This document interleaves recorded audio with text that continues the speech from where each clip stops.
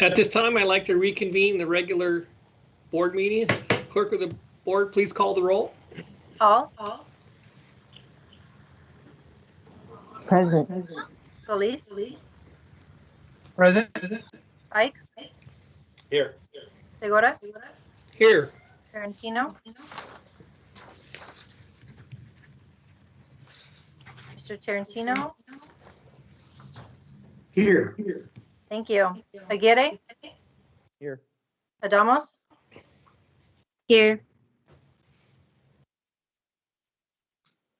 Okay, let's move to, hold on one second, let me get that up here.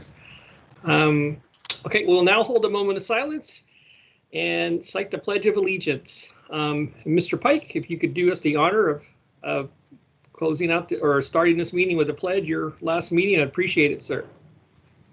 Not a problem. Please stand. Put your right hand over your heart. Ready, begin. I pledge allegiance to the flag of the United States of America and to the republic for which it stands, one nation, under God, indivisible, with liberty and justice for all.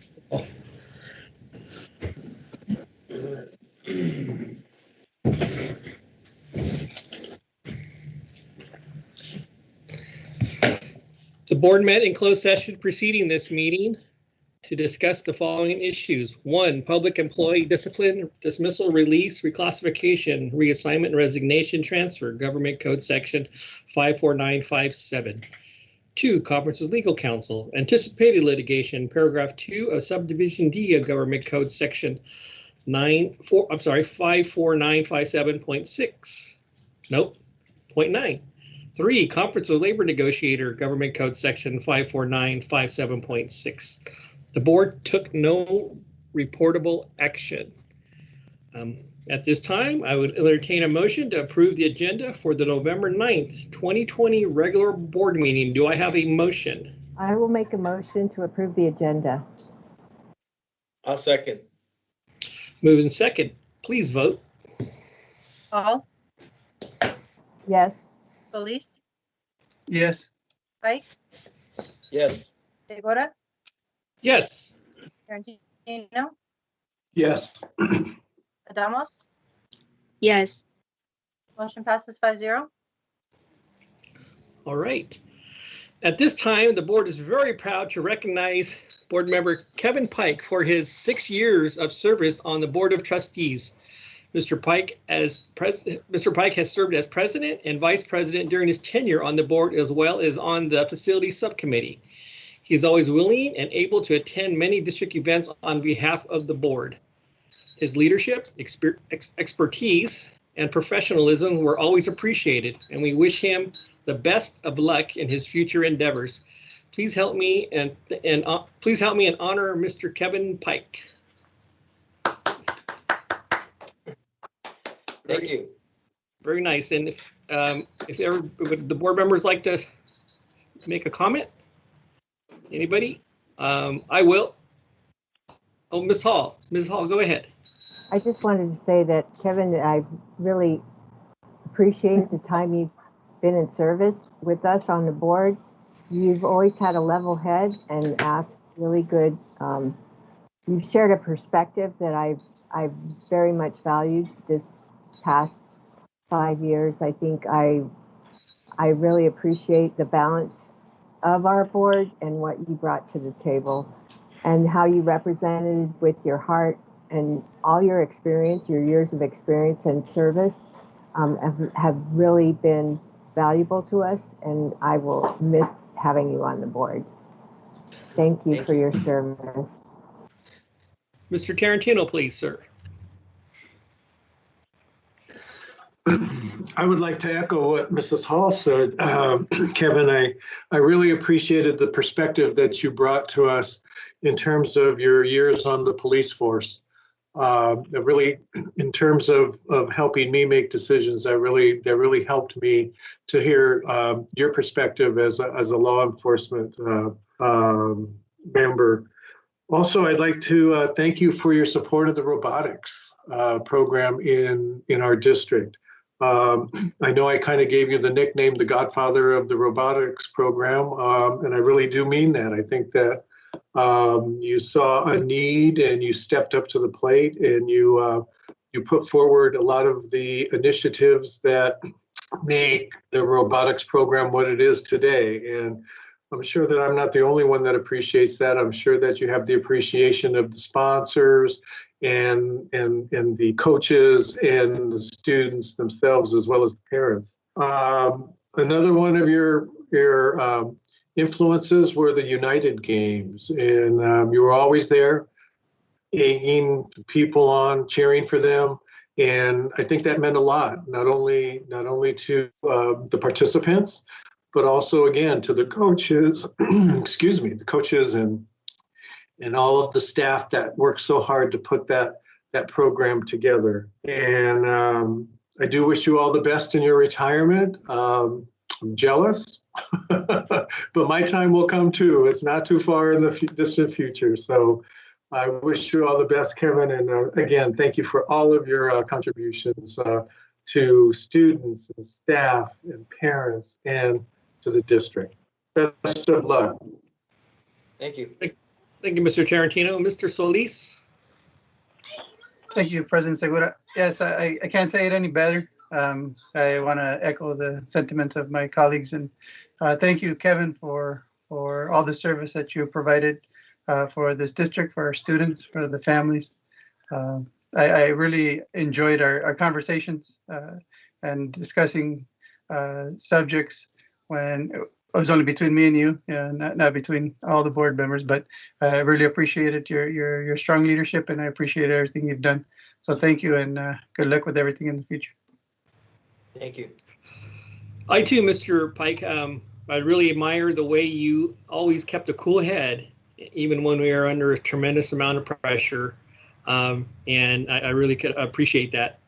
And I know you're and I'm kind of the same way as you are in terms of running meetings. Let's just get the business done. Let's keep it moving and get it going.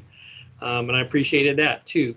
And I appreciate all the district sites and events that you went to and represented the board. I know in my first 4 years I was working full-time plus on another job, and I couldn't make a lot of those events, but you were definitely there, and I appreciate that. And I know we'll see you around. I know where you live because you live on the Christmas Circle, and I don't know if you're doing it this year, but I'm going to go by and honk my horn and see your lights. Okay, sir? So thank you, sir. Thank you. Did you want to add anything, Mr. Pike? No, I just wanted to say thanks to my colleagues and also the staff for all the support. We've been through thick and thin, and I think we've accomplished a lot of things that we set out to do. We changed the way of thinking a little bit for the district, and hopefully that'll continue. And as Frank was talking about, I hope somebody will pick up the torch for the robotic program. I think that's a very important thing. I always felt that those kids should get like little letters on their jackets that have the little robotics guys like the athletes do, you know, for having a Letterman's jacket.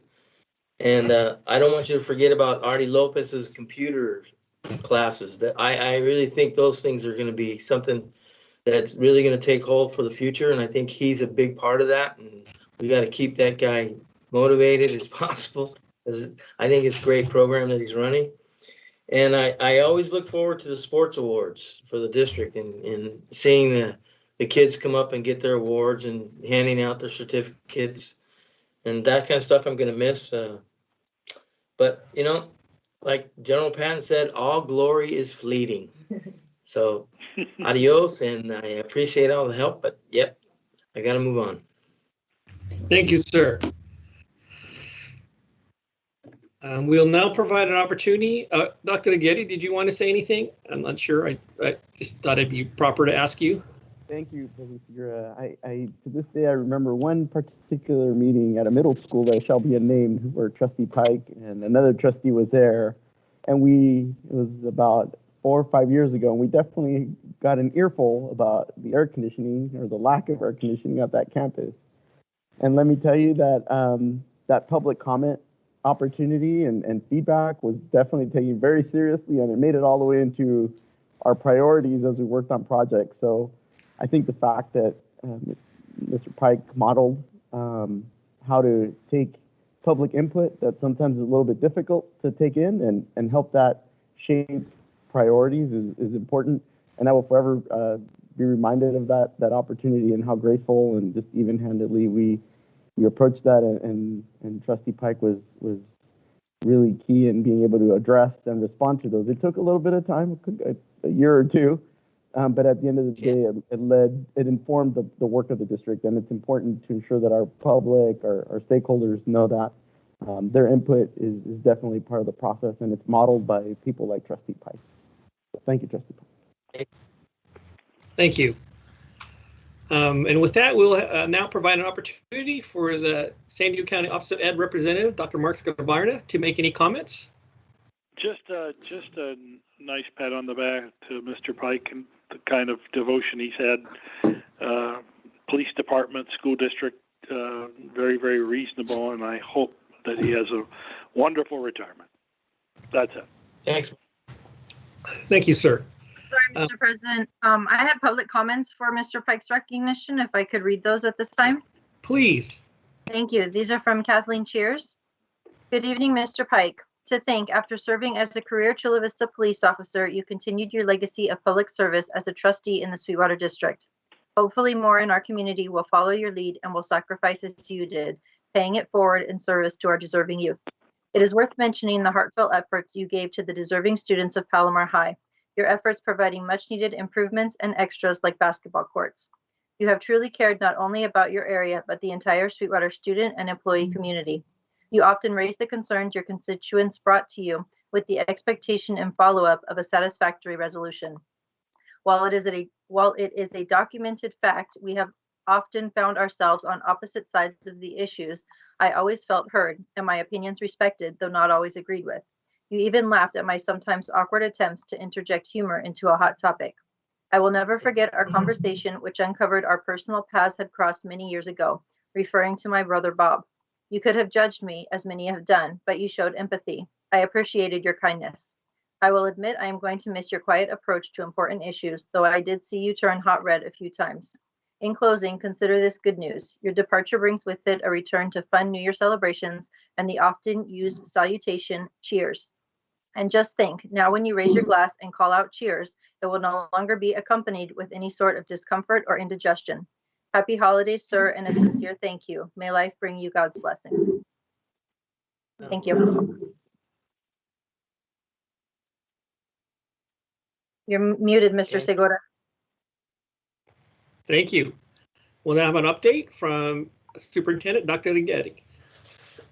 Thank you, President Segura.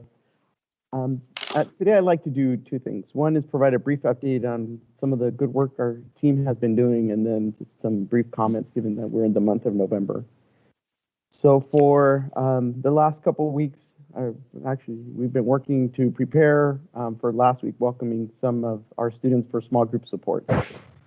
We've been working tediously and diligently to ensure we had all the safety protocols in place to be able to provide support in a limited fashion that observes all the safety protocols to a small number of students, because we know this is important.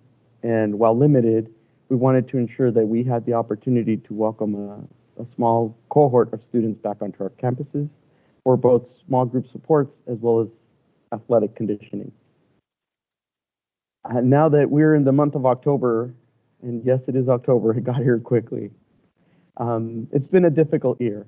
And I think it's important for all of us to take a moment and to acknowledge that Thanksgiving is around the corner. With that, I want to express my gratitude and the gratitude of our district to all of our stakeholders, our employees, our classified employees, our certificated employees, the many devoted community advocates who are sure to let us know their positions and their perspectives. At the end of the day, our organization, our school district is stronger when we all have an opportunity to participate and voice our thoughts and our concerns and our suggestions. And for that, I'm thankful. And I want to, again, express our gratitude, given that this is the month of Thanksgiving, and I wish everybody a very happy and safe Thanksgiving holiday when it does get here, since this is our only meeting of the month. So again, thanks to everybody, and please be safe out there. Thank you. Thank you, sir. We'll now have an update from our student representative, Ms. Desiree Ramos. Thank you. To begin, I would like to especially thank the middle school students that I have been meeting with bi-weekly, and they have taken on the initiative of speaking to the restorative justice specialists at their respective school sites to kind of push that initiative forward. And if there are any school site administrations that are turning into tonight's board meeting, I would also like to invite you to a district-wide webinar that will be taking place on November 19th from 3 to 4:30 p.m. And this will be hosted by Miss Lowry and Miss Espinoza, which are the peer mediation teachers at Bonita Vista High School. And the webinar will basically discuss the possibility of bringing student-led support groups onto our SUHSD campuses, which further supports the social emotional well-being of our students and cultivates a welcoming school environment. And you can always email me for further information. And I'm very excited to start a discussion with various district administration about the importance of LGBTQ+ representation in our district and action steps to take to further represent and show solidarity for our LGBTQ+ students. And the work would not have been accomplished without the testimonies of students from various gender and sexuality alliance clubs throughout our district. And it's very important for our students to continue utilizing their rights, their voice, and their perspective as the youth to continually push for equal representation. And lastly, I kind of want to shed light on an exciting opportunity for current juniors in our district who may be tuning into our meeting. So the California State Board of Education recently passed the State Seal of Civic Engagement, which is similar to the Biliteracy Seal, in which it is presented on a student's diploma when they graduate. And the seal itself signifies the student's commitment to their community through the amount of volunteer hours that they have gathered. And so that should be something that should be coming up soon, and I encourage you to stay tuned for more updates on it. And that's basically all that I have. Thank you. Very well done again, Ms. Ramos. This is a point on the agenda where members of the public may address the board on any matter not on the agenda and have 3 minutes each to do so. The Board of Trustees cannot legally take action on or respond to matters not posted on the public agenda, but will refer the matter to the superintendent's office for review and report. Speakers' comments should refrain from use of profanity and shall be presented in a respectful manner. Thank you for your cooperation. Yes, I have 17 total speakers. The first 15 are regarding the Mar Vista High Pool. The first comments are from Annie Dixon. I am a senior at Mar Vista High School. I have been involved in the aquatics program for many years now. Mar Vista High School has the luxury of a pool on campus. Its availability has given athletes the chance to win the state championships last year and the San Diego CIF championships a few years prior, which is a big accomplishment for the athletics in the South Bay. The Mar Vista Pool is a home for so many young men and women in the South Bay. The district is refusing to fix it and instead opting for the more costly route of paying to use another facility. Many students will not have transportation to these alternate pools, limiting who can attend. If parents are required to drive students to practice at a faraway location, it will be a financial and time burden on students and parents and may lead to many students losing the opportunity to play sports. Will the district be providing transportation to these alternate pools? For many athletes, sports are the only thing motivating them to keep good grades or even go to school. The majority of the banners and the newly earned state champions trophy display the impact the pool has had on our community and our need for it. The district's misguided choice to keep it closed deeply saddens me and many other students who have felt the positive impact the pool has on our community. From a student who has grown up on the Mar Vista pool deck, please get our pool open in time for our water polo season. The next comments are from Benjamin Ramsier. As a kid who has grown up in Imperial Beach, I have seen that the Mar Vista pool is long overdue for maintenance. It has been open to the public in the summer as long as I can remember. It serves as a practice and game pool during the school season for us, as well as Southwest High School, and that can take a toll on a pool. Also, as a student at Mar Vista High School, I know that the water polo program is one of the most successful and competitive sports on campus, and we deserve to get our pool fixed. The next comments are from Brad Dixon. My name is Bradford Dixon. I am a sophomore at Mar Vista High School. I was on the swim team and the water polo team last year. At Mar Vista, we are privileged to have a pool on our campus. Last year, people from other areas and schools also have the privilege of using our pool. The pool was used for swim, PE, water polo, swim, and dive. It brought joy and it allowed for structure in many kids' lives. It brought the community together and allowed for our girls' water polo team to become state champions. It is worse for our community and kids to not open up the pool for activities. Some may not be able to drive to another pool, and that excludes many from that privilege. By not opening up the Mar Vista pool, the district is damaging many kids' lives, and that's just not right. The kids of the South Bay and Mar Vista community deserve better. If the Mar Vista pool is used, it is cheaper than renting out time at a different location. The money that is saved can be used to help the education of the students at Mar Vista. The district should want to help all the students at Mar Vista, and if they don't allow for the pool to open, they are hurting them. It is not acceptable for the district to keep the Mar Vista pool closed. Thank you. The next comments are from Cassidy M. My name is Cassidy. I'm a member of the Mar Vista Girls Water Polo San Diego CIF champions and also state champions. We need to get our pool working. The cost and inconvenience to rent a pool is going to be another burden for our school district and us as kids. I am only a sophomore and don't drive, and both my parents are essential workers and are not going to be able to help with getting me and my teammates to another pool. Our pool needs to be fixed. The cost is minimal and the pool has been free of students since April. I can speak for my teammates, both male and female, when we are all very dedicated to water polo and our education. Please do the right thing and let the pool be fixed ASAP so we can get back in the water and repeat last year's accomplishments. Thank you. The next comments are from Catherine Clamp. The pool situation at Mar Vista is an ongoing source of contention. It was only just a year ago we all met at the Mar Vista Gymnasium and the board agreed it would continue to keep the pool functioning. It is because of those efforts the Mar Vista girls water polo team won the state championship in Division III and CIF Division II. Now is not the time to throw away any attempt to allow students in Mar Vista the ability to compete at a high level in aquatics. The pool, which as you know, is used by multiple schools within the Sweetwater District and is essential to not only the physical well-being of our students, but also the mental well-being that comes with team camaraderie and competition. I know that if the district and the community work together, we can find a solution to reopen and keep the Mar Vista pool running.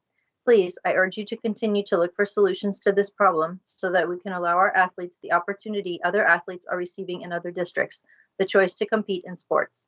Thank you for your cooperation. The next comments are from Dave Lopez. I am writing this letter to urge you to fix and open the Mar Vista High School pool. It is time to live up to your mission statement and put students first. My daughter was a player on the Mar Vista girls water polo team last year, the only Mar Vista girls sports team to win CIF and regionals. Every young woman on that team worked hard to earn those wins. With all of the hard work and hours of practice they put in, their grades never suffered.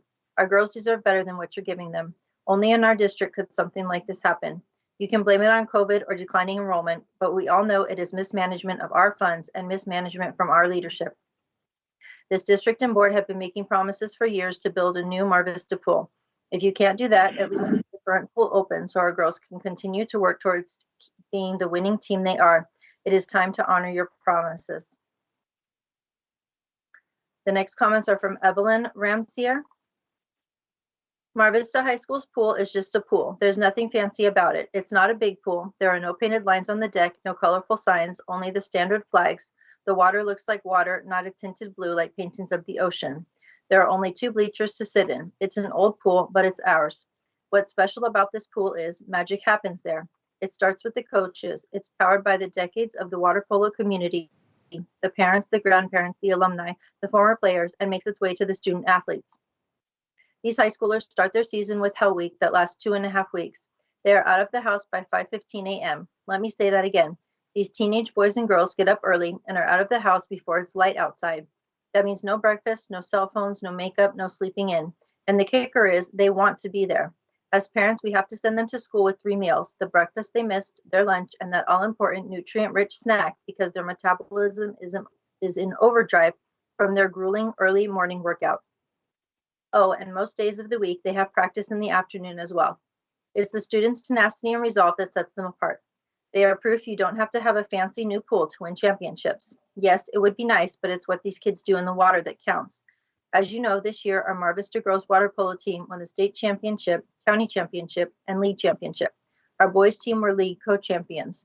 The benefits that come with winning championships is the notoriety, school spirit, sense of achievement, increased physical and mental well-being, among other positive rewards. Currently, our practices are starting to open back up and our pool is broken. It's $10,000 and 2 to 3 months to fix. Why hasn't Sweetwater been working on this during the downtime due to COVID-19? If we have to rent pool time elsewhere, it will cost $4,000 per month, times 2 to include Sweetwater High School's team. So that's $8,000 per month.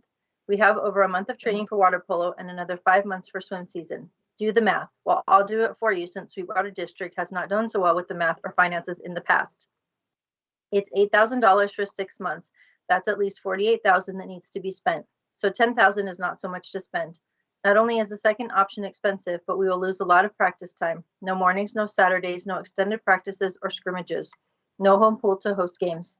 If it were up to me, I would have a company starting today. Actually, if it were up to me or any conscientious vendor, planner, or leader, this would have already been taken care of. Let me leave you with a story. 2 seasons ago, the pool was down for a time, so the parents and coaches had to carpool the student athletes to Coronado High School. The carpools would meet at the back of the Mar Vista High School and drive them down the Silver Strand all the way to the other side of the island to arrive early for the games and practices. It was a game day. A junior by the name of Isaac Suarez missed the last carpool by a few minutes. Isaac lived near Home Depot and would skate each day to the backside of Mar Vista to get to the carpool. That day he realized his mistake and started skateboarding to the game in Coronado. Once again, let me do the math for you. From home to school was about 3 miles. From Mar Vista, he had to skateboard all the way through Coronado to arrive a few minutes before the game started at Coronado High School, 10 miles away. When the coach realized what he had done to get to the game, instead of punishing him for being late, they let him play most of the game. Hashtag Skate Team Suarez.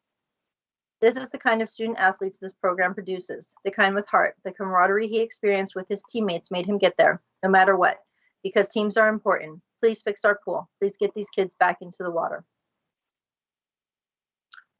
The next comments are from Fletcher Field. My name is Fletcher Field and I'm 11th grader at Mar Vista High School. I have been playing water polo since I was 5 years old. Ever since then, my dream has been to continue on playing in high school and then at a collegiate level. I came into Mar Vista as a starting freshman varsity player, and that year we rose to become second in the CIF championship. It was such an amazing experience and accomplishment. This past year, our girls water polo team placed first in our CIF division and was highlighted on numerous news articles, television reports, as well as a citywide parade. We are the only Division I sport at our school. That in itself should deserve some recognition. All of this was accomplished because we have an amazing aquatic family here at Mar Vista and a pool right here at our school. I understand things are difficult right now with what is going on in our world, but you, the administrators, need to take the students' best interests at heart and do everything you can to make things as normal as can be. We need a pool. Water polo cannot happen without a pool. This is supposed to be my year to reach out to colleges for water polo recruitment. How can I do that if we have no pool in which to play in? This has been my lifelong dream, and I really hope you don't crush it because you have not done your due diligence on behalf of our amazing Mar Vista water polo team. The next comments are from Kimberly Dixon. The aquatics families need your help. The Mar Vista pool is in need of repairs that may delay their athletic season. Sports are scheduled to start under CIF next month and the pool remains empty. The district has not been able to secure water time at an alternate facility for these students. This affects the students at Mar Vista and Southwest. As you know, champions are made in the off-season. The pool remained closed all off-season, and the students have been cheated out of this opportunity. Our more fortunate students were able to use the open aquatic facilities in other districts. Now families are told the Mar Vista pool is uncertain for the regular season. This is unacceptable. The district has had months over the shutdown to make the repairs. What is the delay? We don't want our athletes to lose out due to the lack of preparation of the district. We will not accept the district's excuse that the parts will take months to get or it is too costly. You have had months already to make the repairs and you have been saving millions by keeping your facilities closed. In September, we had communications with Dr. Vernon Moore asking him to make the preparations for the pool so it would be ready for the CIF season. We are asking for reassurance that our students will have access to the pool for the upcoming season. Where there's a will, there's a way. And I am sure if you are determined, you would be able to provide these students with their pool. Please don't let your students down and make the repairs of the Mar Vista pool a priority. The next comments are from Luke Wilson. My name is Luke Wilson and I am a junior at Mar Vista High School. I am writing to express my frustration about not having our pool for workouts and games in the upcoming water polo and swim seasons. Many of my teammates and I have dedicated ourselves to water polo clubs and swim teams at the Mar Vista Pool since we were in the 4th grade or younger. Now that we are in high school, we feel like it is our time to continue the Mar Vista tradition of great water polo and swimming. For me, my time at the pool is more than just a convenience. My grandfather coached swimming and water polo at the Mar Vista Pool for over 17 years. My dad, aunts, and uncle swam and played polo in the Mar Vista Pool, and the banners they fought for hang in our gym. Many of my teammates share a similar family history and connection to the Mar Vista Pool. I would imagine the students from Southwest and San Ysidro High School that also work out and play games at the Mar Vista Pool have deep ties too. Speaking for my teammates and other students that use the pool, we want our time in our pool. My teammates and I have worked very hard to be ready for our opportunity to make our mark in history at our home pool. Please respect that the 2020 CIF State Champions Girls Water Polo team came from the Mar Vista Pool and believe that we can do the same. Do not let our pool fall into neglect and disrepair at this important time.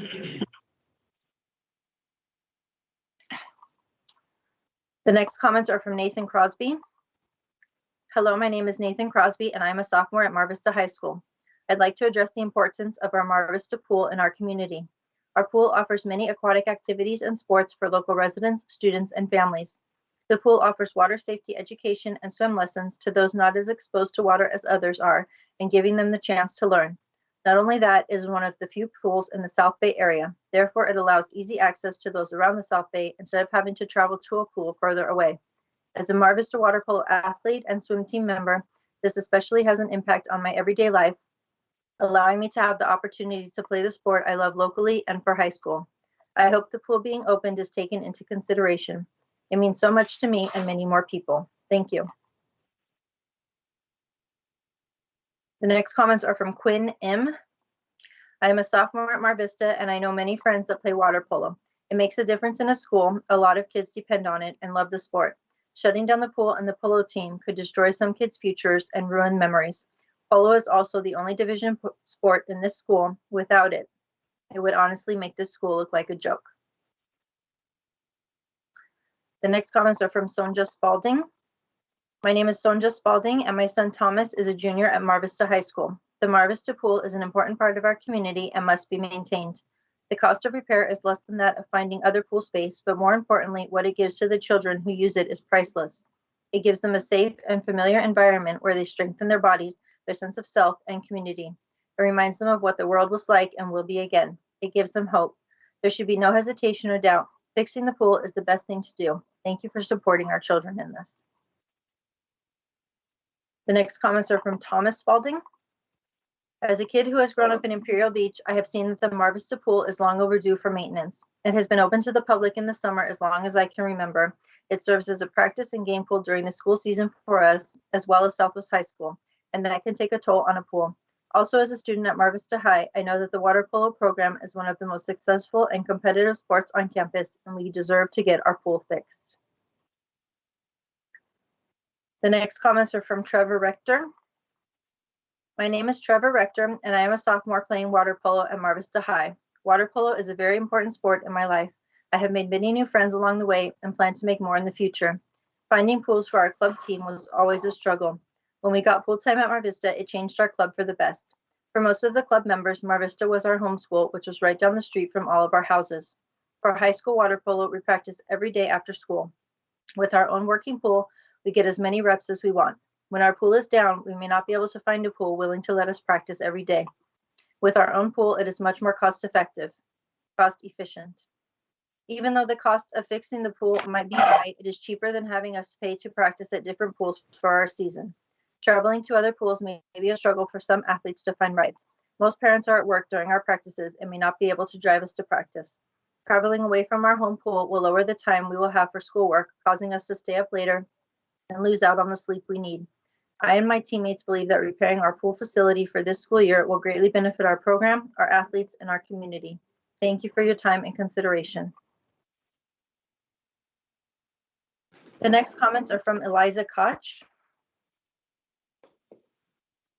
Dear Sweetwater Board, first and foremost, we hope this email finds you well and safe. We are parents of an 8th grader at Eastlake Middle School who would like to provide the school board with our views on the decision-making process for going back to school.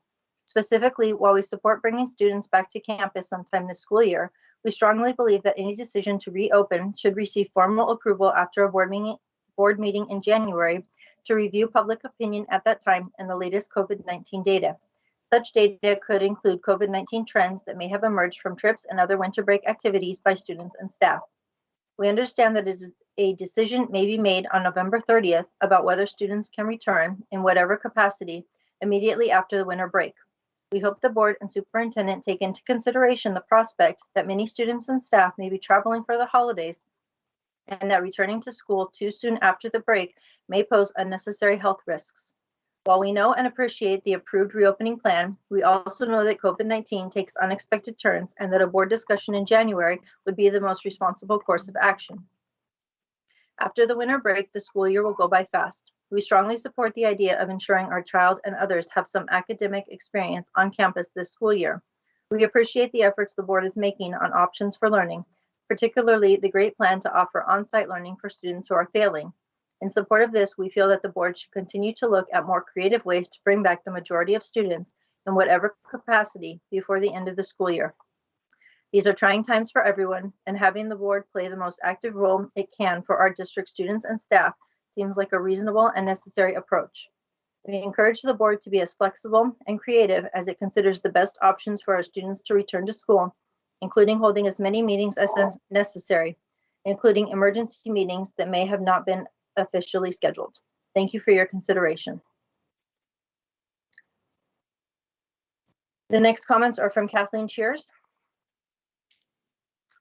Good evening. I would like to take this time to extend to all of the hardworking Sweetwater employees a heartfelt happy holidays.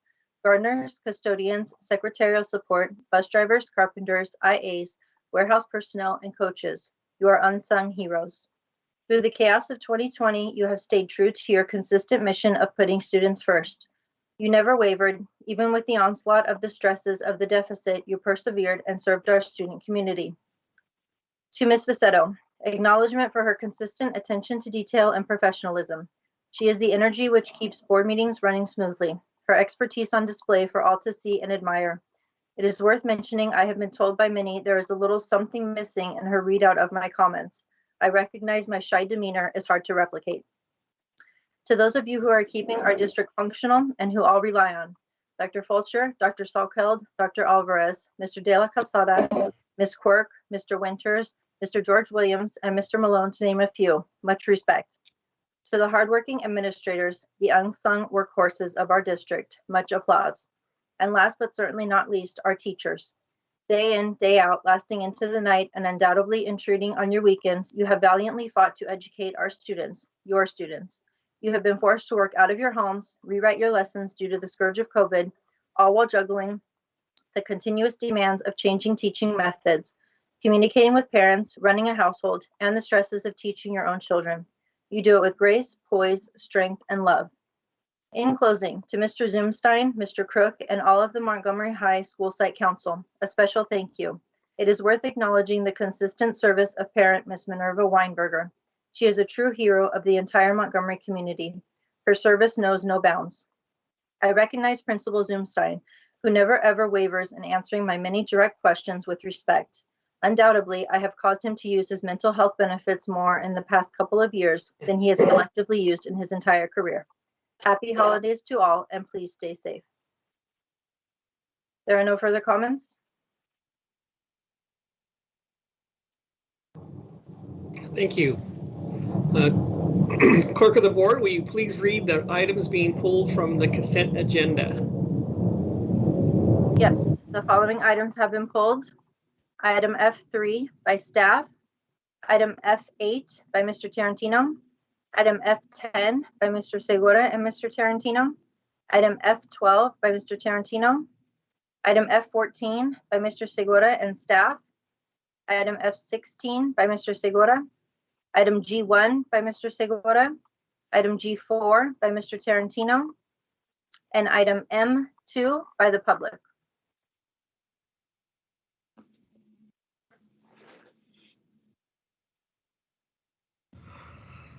Thank you. Do I have a motion to approve the consent agenda?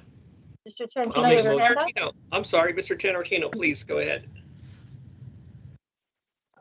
Madam Clerk, I think I had item H2 pulled, and I must have missed it. I have it on my sheet, but I may not have forwarded it to you. Okay, so you want H2 as well? Correct. Okay. Thank you. Thank you. Okay, now do I have a motion to approve the consent agenda? I'll make a motion. I'll second that. Move and seconded. Vote, please. Adamos, Yes. Hall, Yes. Solis, Yes. Pike, Yes. Segura, Yes. Tarantino. Yes. Motion passes 5-0. Okay, great. Let's move to F3, report on board requests for information and policy directions to staff and board communications. Anybody want to go first or want to speak?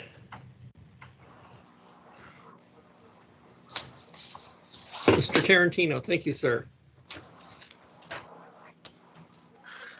Thank you, President Segura. First of all, I'd like to echo Dr. Getty's sentiments about having a happy Thanksgiving, and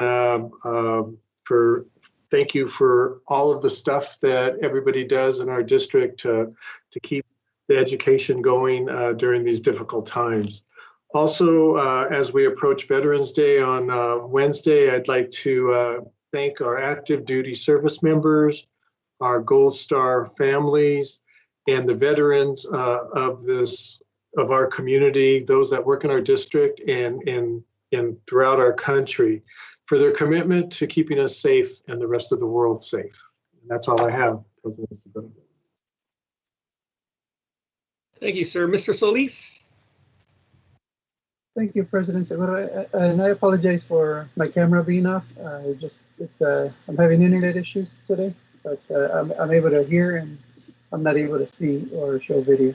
But I wanted to just say also happy Veterans Day to all the veterans, and thank you for your service, sacrifice, and contributions to our national security. It is truly appreciated. And also, I received an email regarding the robotics club. We'll be allowing robotics clubs on campus for conditioning, just like our sports teams. And how can we make this a possibility? Also, I will be part of a town hall question and answer with the Rady Children's Hospital infectious disease expert, scheduled for Monday, November 16th at 4:30 p.m. via Zoom. So if anybody's interested, you can register. And right after that, we will be having the San Diego County School Board Association meeting. And I was honored to be nominated by Mr. Segura to be the VP of Region 17, and we'll be voting on that on Monday as well. I will also be I signed up for the 2020 CS for All Commitment Showcase on Tuesday, November 17th at 7 p.m. So if anybody's interested, feel free to register and be part of that. Also, I'll be on another webinar through CSBA on November 19th at 1 p.m. The topic is Equitable Support for California Students During the COVID-19 Crisis. These are strategies for school board members. So any school board member that's interested, just go to the CSBA website and register for that. And finally, I will be at the CSBA Annual Educational Virtual Conference on December 3rd and 4th, hopefully as the VP of Region 17. And happy Thanksgiving to all. And remember to stay safe, wear a mask, and social distance. Thank you. Thank you, Trustee Solis. Trustee Hall, go ahead, please. Thank you, Mr. Segura. I just wanted to say today I attended a really great seminar, or it was a presentation by the Electrical Training Work Institute, because this is National Apprenticeship Week, and they really were showcasing, they had a panel that showcased the experiences and the opportunities people can do through the apprenticeship program, and also kind of emphasize how important math is to get into the program. And if you're if you graduated without those skills, the opportunities are still available to hone those skills at community college, and I'm sure even at our adult school programs. those opportunities could be really an avenue for a real prosperous life. So I really appreciated that. Some of the statistics that were shared were incredible. They had 2 apprentices that really shared their pathway and how that impacted their lives. So I would really say that it's an important webinar, and hopefully we can find it on YouTube to share out those, because I think students that maybe don't understand how important math can be to them at this point, but they're interested in doing things like this where they can figure out how to do wiring, and they can do different types of mechanics.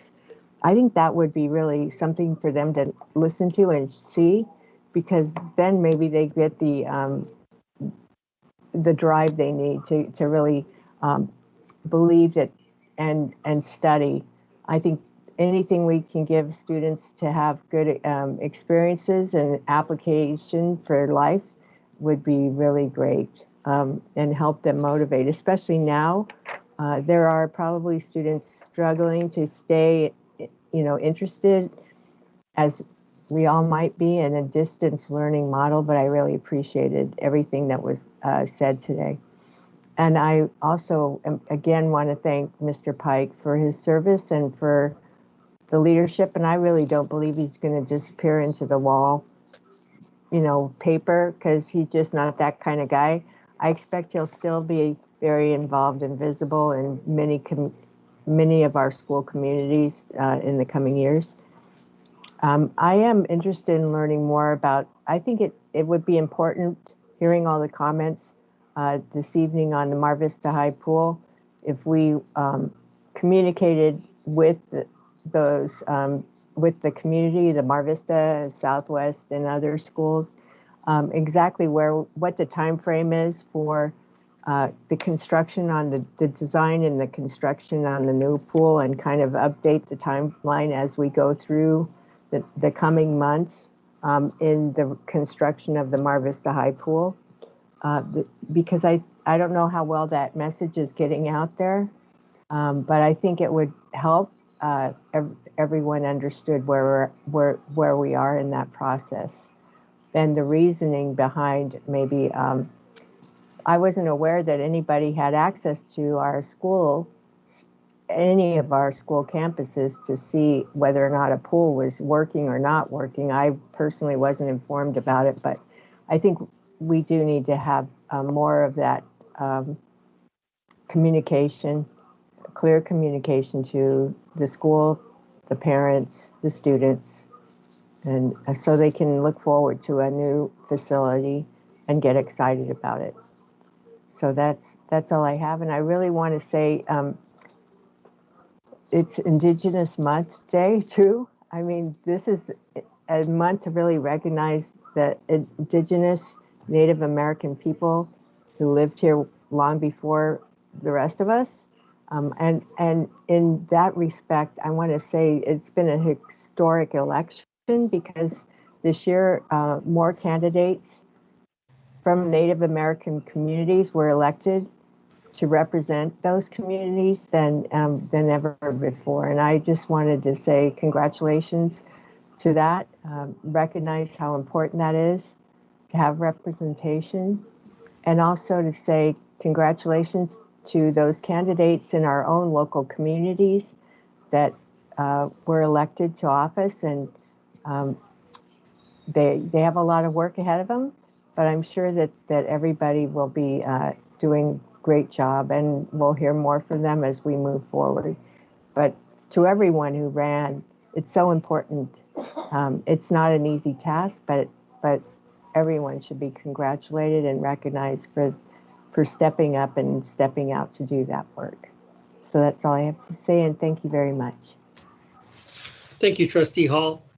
And I want to thank you for participating in the muted. Am I not? No, I'm good. No, I just want to thank you, Trustee Hall, for participating in the Electrical Training Institute panel. I was scheduled to do that, but I had some appointments. I couldn't make it. As you know, I've sat on that panel. And you're right, it's they provide a lot of good information, and that's just the electricians and the carpenters, you know, and the laborers and the iron workers and the operating engineers. It's all, you know, it's a very good week and a week to learn about that. And you're right, math is a very important skill in most trades, and especially in the electrical industry. You have to know your math to become an electrician. That's how you become a prima donna construction worker, because I was. That's what they always said we were. And I know, and I want to thank the Electrical Training Institute not only for doing this whole week, but they also did, the Electrical Training Institute also did their outreach coordinator, did the a virtual tour of the training center with Castle Park, the construction program there, and Mr. Gomez. So that was held last week. So they're always in action over there. Always been proud of the work the IBW has done for outreach and letting our students know, and the students of our county, the many opportunities are there for them to earn a really good living and retirement, which I will be benefiting from next February. But thank you for that.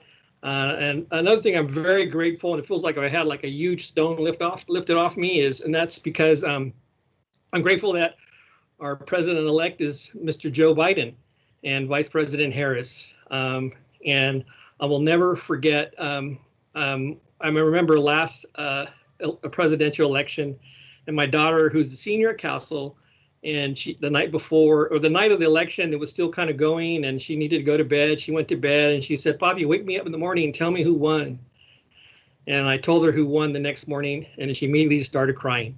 I mean, she absolutely understood, you know, President Trump's anti-immigration policies, and was worried about immigrant families.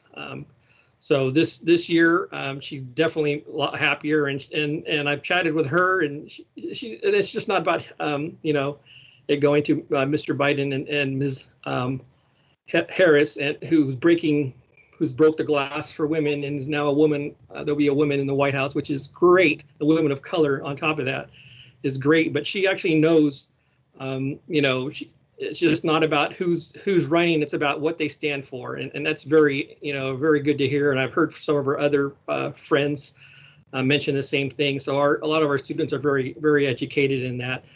And as this board remembers, one of the things, as Mr. Pike has said, you know, we did a lot of good things, but back on December 12, 2016, we unanimously passed Resolution 4468, which was our resolution for to protect our students in terms of it's called the resolution advocating for protecting each of the district students. And it's a long resolution. And you remember we did this, and we had the teachers union's full support. And I just wanted to read the last paragraph. The last paragraph is, be it resolved that the board will continue its advocacy and urge the superintendent to continue working collaboratively with federal, state, regional, and local governmental officials, as well as community agencies and community members, and support forthcoming legislative efforts that affirm the clearly stated values of safety, inclusion, equity, including one which is the continuing DACA, the Deferred Action for Childhood Arrival, which is so important. Two, clearly articulating the rights of all students to attend school without fear of detention and deportation. And three, to urge the Homeland Security, Immigration, and Customs Enforcement Agency, as well as the U.S. Border Patrol, to affirm the schools are now and will ever be sensitive locations where they will not seek to detain and deport immigrant families who pose threat to community safety. So, I mean, for us to have to put that together says a lot of the times that we are in. And I firmly believe that the Biden-Harris administration will, one of their first acts in an executive order will be to overturn that and set a new chart for us, and for all it won't be anti-immigrant, and they'll be supportive of that, of immigrants, and you know, I look forward to that. And you know, while at our county level we're still 80% counted, and I heard Ms. Trustee Hall, you know, congratulate everybody who won. You know, we're 80% counted, and it looks like possibly that Dr. Adriana Siba, who has a 12 12% lead right now. It looks like, you know, he could be sitting there where Mr. Pike is. Well, not there, but on the screen anyways. And I look forward to working with the new member.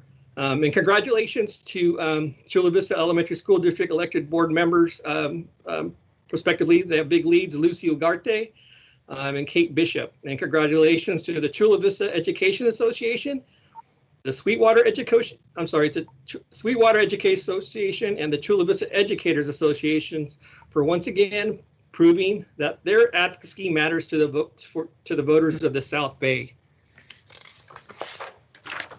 And I'm almost done.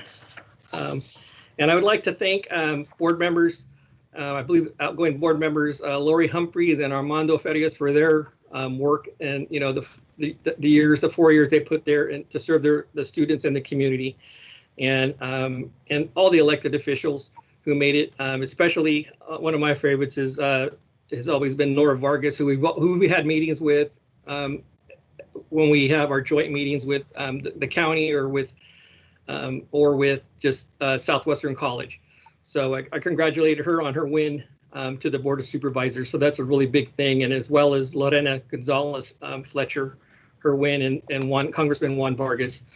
So and as Ms. Hall said, you know, thanks to everybody who ran, whether you won or lost, it's, you know, for putting yourself out there to serve your community. It's a very honorable and it's a very difficult task, as we all know. So that concludes my comments, and let's move on to, don't tell me, Deanne, I know, F8. Mr. Tarantino? Yes, I just had a question.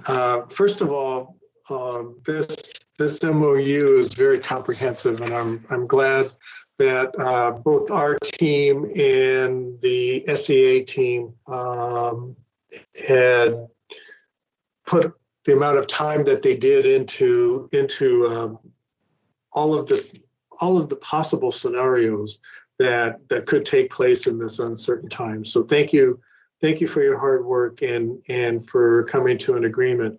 My question is, there's a good possibility that tomorrow San Diego County will once again revert back to the purple tier. What kind of impact, if any, will be on this MOU? So first, thank you, Mr. Tarantino, for the question. And I also want to very much thank the work, and while the only item that was pulled tonight is related to SEA, I think it's really important to thank all of our partners. The next board item that was approved on consent obviously was with our partners at CSEA. We also, next board meeting, will be bringing forward one with our counselors as well. So first, I definitely want to agree with you. I want to thank our bargaining team, and I want to thank the work of every one of the bargaining teams that have taken this pandemic and the changes it has on the impact of our work lives as well as our students' lives very seriously and to task. So I definitely want to thank you for making that comment, and send the same one on behalf of our bargaining team. So as your question came, so as you know, the board passed a reopening plan what feels like many moons ago, but this year feels like it's taken about a decade, so I'm not quite sure how long ago it was, but recently. And in that, you set out metrics, and your metrics very much talk about similarly what the tiers are in the county. Obviously, some of the metrics have changed at the county level, but so we have treated ourselves very much. We are still treating ourselves in purple as we have been. Whether that was what is said in the county or not. But the big piece to know right now is that based on the guidance from the CDE and the California Department of Public Health, cohorts are what you use and can use when you're in the purple. That is, frankly, that this was how we provide extraordinary services in balancing, making sure those services are provided while still balancing health and safety. And so that isn't going to change that. And we are treating the conditions we are in now, because our numbers very much still are what you would think of as in the purple. So that is why we're going to the cohort model and are being so cautious about it. Thank you, Ms. Carbuccia. That's all I had. You're Can't hear muted, you, Mr. Nick. Segura. Bless you. How's Bless that? you. Much better. Go ahead. So if no other board members have questions or comments, I'll entertain a motion. I'll make a motion. I'll second it. Moved and second to approve. All those, oh, I'm sorry, that's Deanne's job. Deanne, vote please. Adamos, Yes. Hall, Yes. Solis. Yes. Pike, Yes. Segura, Yes. Tarantino. Yes. Motion passes 5-0. Okay, let's move to F10. Yeah, that was also pulled by me, and I just had a question. I know that the question that I have revolves around item G6, which was passed on consent. But I was just wondering, just out of curiosity, why wasn't that included in the F10 since Avery Jones Educational Solutions is also part of the purchase agreement? So thank you for that question, Trustee Tarantino. I'll give the kind of the broad overarching response, which is that bless you. These two Thank you. these two purchases are complementary of each other, and there was a conversation that occurred between and amongst the IT department and teaching and learning. So I'll ask Mr. De La Calzada to share the conversations that were had and why these purchases, when you reference in this particular item, they're complementary to each other. So David? Yes, Dr. Aguirre. Good evening, President Segura, Board of Trustees, Dr. Aguirre, and the community. Thank you for the question, Mr. Tarantino. We did collaborate and work with Teaching and Learning. Dr. Alvarez and I basically reviewed how we can complement the approach or strategy in purchasing devices, take advantage of the CARES funding that we need, and to strategically order computers accordingly. And so basically the computers that are being ordered in the other board item, has basically been addressed from a complementary perspective, meaning that, and I believe Dr. Alvarez has the specific schools, but basically I know East Lake High, Hilltop High, Bonita are purchasing large orders. And so in consequence, as a consequence, that's going to complement our order of basically the 850 Lenovo ThinkPad X1s. The board does not know this, but basically we have about 4,800 desktop devices that are out of warranty. They need to be replaced, but we don't have the funding for that. So our strategy going forward and in working with Teaching and Learning is to acquire laptops for teachers along with docking stations so they can use that device as both a desktop and as both a distance learning device. So consequently, when we're thinking about that, those schools basically had adequate CARES funding or funding to proceed with that. And we went ahead and purchased the 850 to complement the 650 from our first order for teachers. And so they basically complement, as Dr. Aguirre indicated, they basically complement each other. Okay. Thank you, David. I have no further questions. Welcome, sir. Thank you. Thank you, Trustee Tarantino. So I pulled this as well, and my question was around, so I know, we need computers and devices to support our students in utilizing the CARES money. And my question was, what else are we using the money for? Are we using the money how else are we using money for support besides buying hardware? Are we hiring or anybody else to come help or things of that nature? And then secondly, where would the public go if they wanted to see where we're spending the CARES money at the district? Thank you, So, Dr. Getty. yeah, so thank you, President Segura. That's a great question.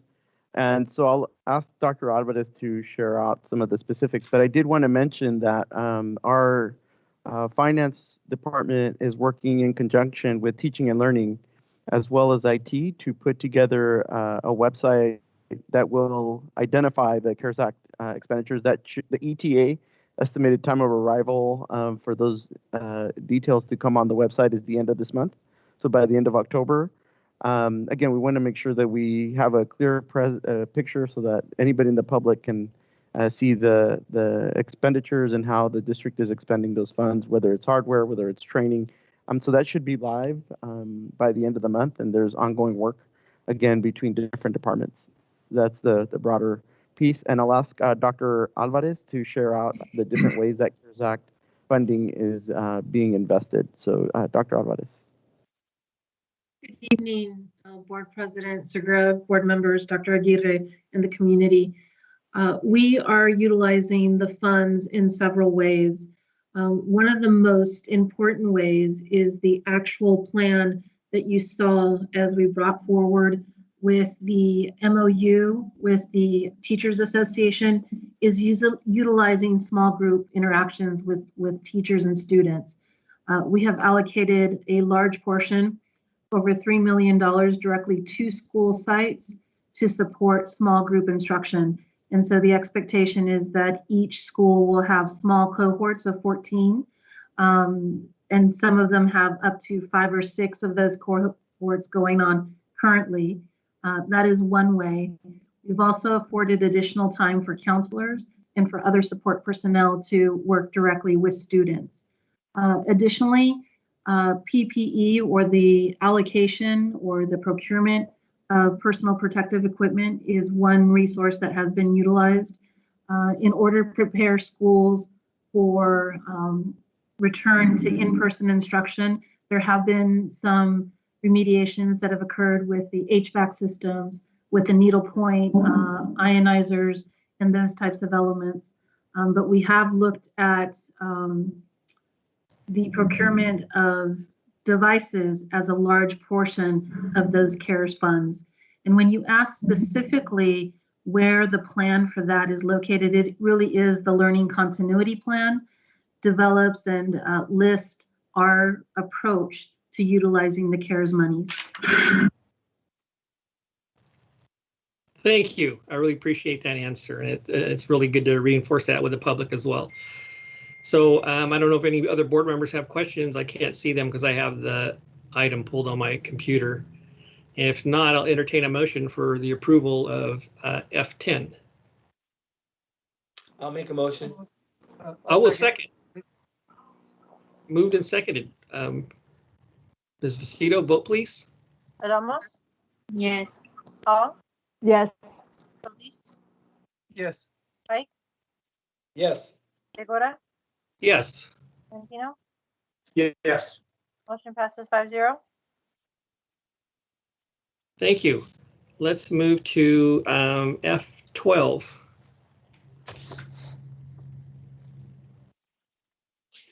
And that was Thank you, pulled by Mr. Segura. Yes, yes, sir. Yes. I was just wondering, should the county shut down, was there any provision for a refund for the use of the pools in National City and Chula Vista? So thank you for that question, Trustee Tarantino. It's actually a very timely question, given some of the comments in the public. So I'll ask Dr. Moore to address that question, and maybe if he can extrapolate a little bit more. Or Dr. Moore? Thank you. Dr. Aguirre, and thank you, Dr. Aguirre, and good evening, board. Mr. Tarantino, thank you for the question. These provisions, we're using many of the same agreements that we've used with the city of Chula Vista, and we've used the Loma Verde and Parkway pools in the past.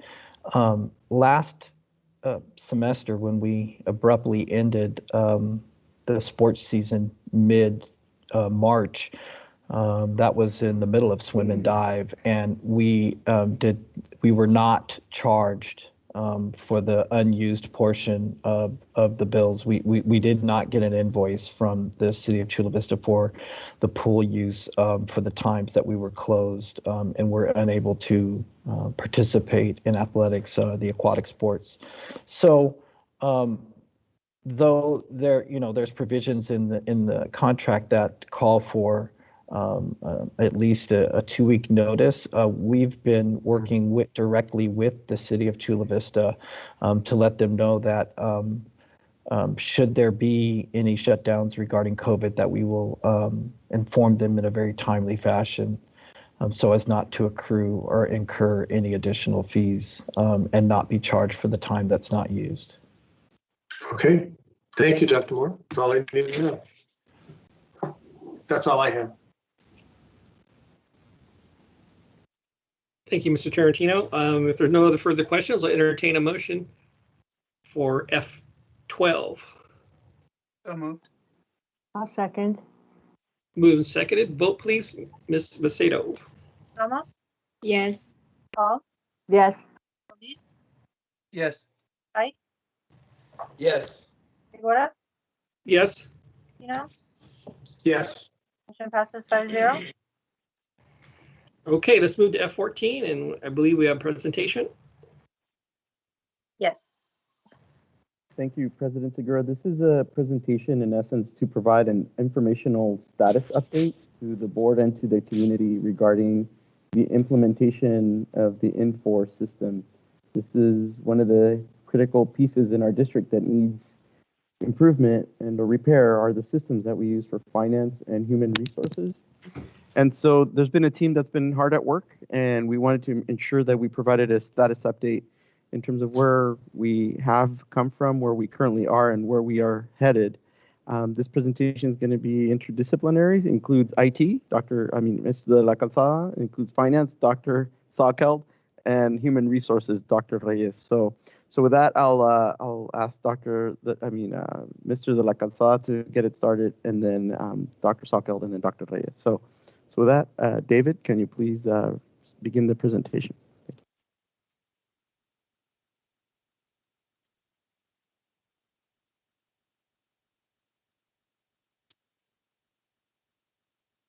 You're muted if you're talking, Mr. De La Calzada. I was using sign language, Ms. Macedo, sorry. We can't see you either. Will you be presenting the? You can share your screen or I can share mine. You can let me know. Go ahead and please share it, please. Good evening, President Segura, Board of Trustees, Dr. Aguirre, and the community. Thank you for allowing us to present information and update the board and the community on our Infor Enterprise Resource Planning Project. I will also ask Dr. Reyes, Dr. Salkeld, and Ms. Laura Vela, who is addressing our project integration and interface endeavors with our Kinsey lead consultants to assist in presenting information this evening. This evening, if you could forward the slide, please.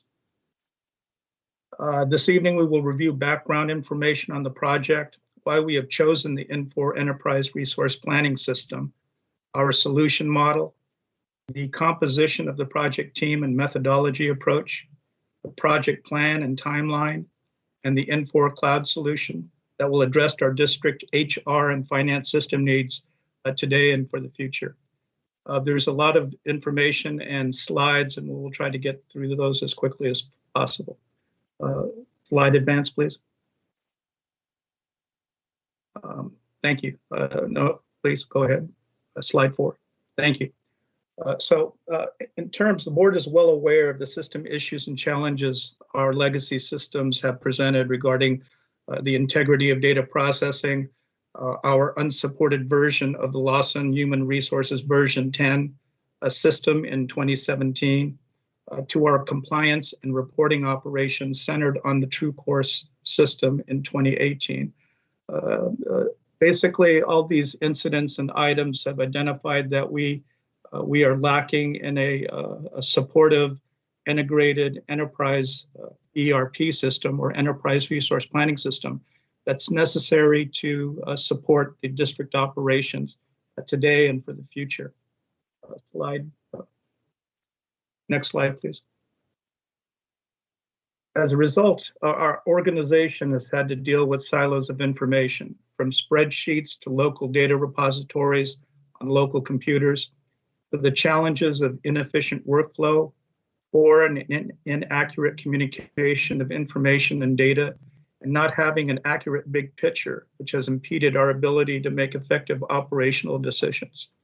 Next slide, please.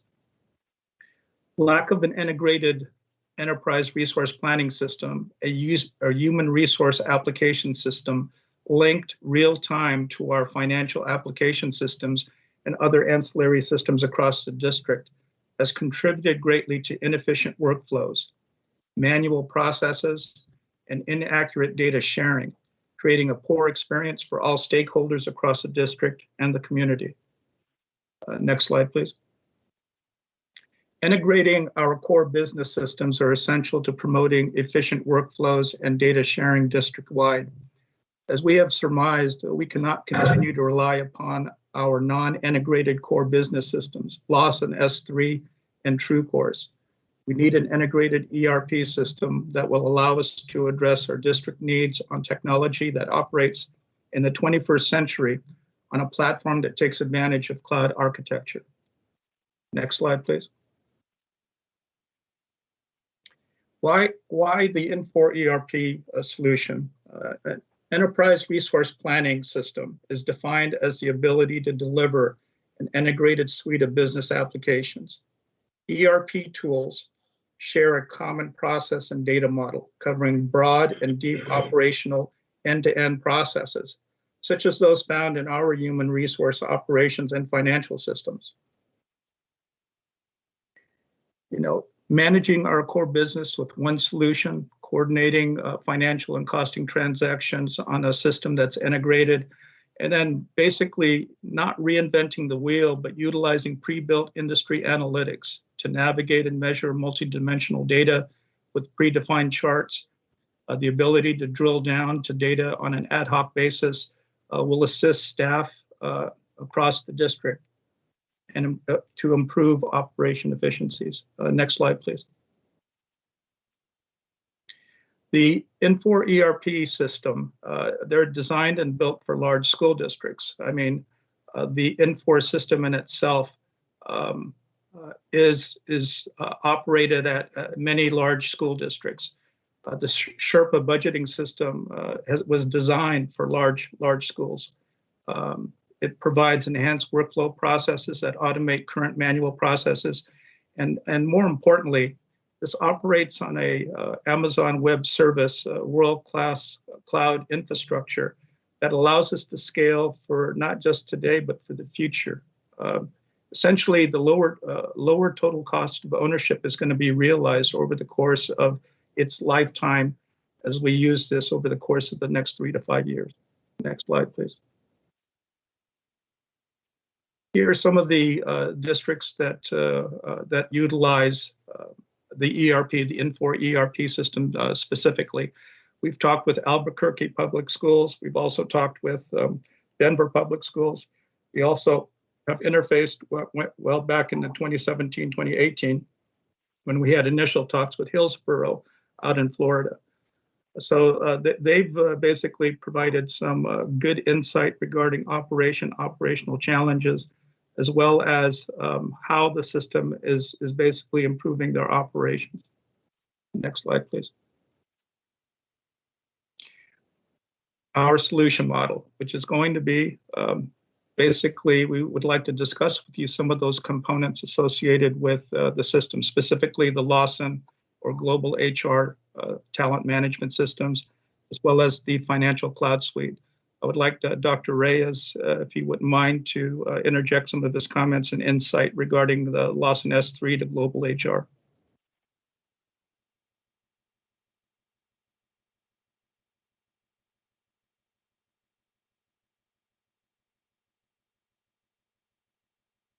If you're talking, Dr. Reyes. All right. Good evening, President Segura, board members, Dr. Aguirre. I'm very excited to present some of the changes and benefits that we expect to have with the implementation of Infor as it refers to human resources. So in this slide, you know, the first bullet talks about creating a single record of information for each of our staff. Currently, we have 3 systems, Lawson, Infinite Campus, and TrueCourse, and then we also have PeopleSoft for payroll. The goal is to have one global system that encompasses all the information and that it talks to that has all the information. Right now, the 3 systems that we have do not talk to each other. So it is a very challenging situation when we try to get information. We have to go from one record to the next and to the next, from one system to the next. We talk about having a faster and a more efficient processing of end-to-end HR daily business tasks. So what does that mean? So we're talking about having, for example, reports available, different reports available. For example, the classification of seniority reports, site staffing reports that delineate by departments or by courses, the ability to flag credentials or any credential issues when we input PARs, the ability to integrate a position control a PAR that will be integrated from TrueCourse to being in just one system. Also the ability and flexibility for sites to run their own reports instead of having to contact HR for staffing issues or information. Also, we talk about the ability to share HR information, people data, through workflow processing and integration. So that talks about, for example, the system should be able to easily reconcile the financial aspect of the master schedule with the staffing reports. So ideally, we should be able to have a system, and actually part of the conversation that we're having is having the system, the needs that we have in HR is ability to have a global system where we have the teacher, what positions he or she has, what credential he has for each assignment, how if there are any issues that could be flagged. So the amount of detail that we're requesting is really enough and deep enough to have available the kind of reports that are needed to have more flexible, more detailed, and especially more accurate process. You want to go to the next slide? So this is just an example of, for example, some of the information that we would be having or accessing, and basically talks about, for example, you have a teacher, and it's just an example where you have a teacher, and I know it's hard to see, but basically you have all the information regarding the personal information about the specific staff member, seniority dates, where he's working at, what classes. So the amount of detail that is provided is much more deeper than what we have now. And if you go to the next slide.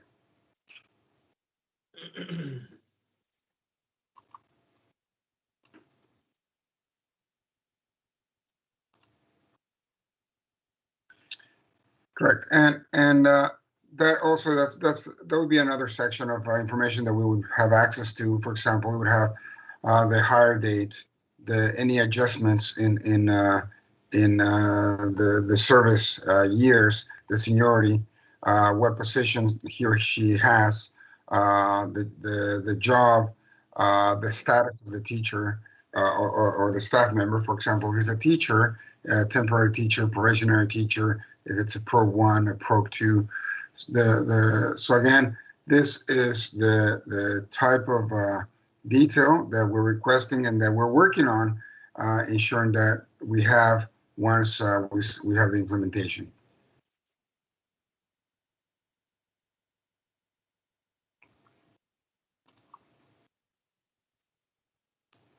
And this last slide talks about talent management. So again, we don't believe that anything can replace the experience and the expertise of people, of human beings, of people. However, this will allow the system to provide additional information regarding potential candidates for employment. For example, it would have the experience, a number of years in a particular field, educational level, all the necessary information that we have that would maybe provide sort of like a score.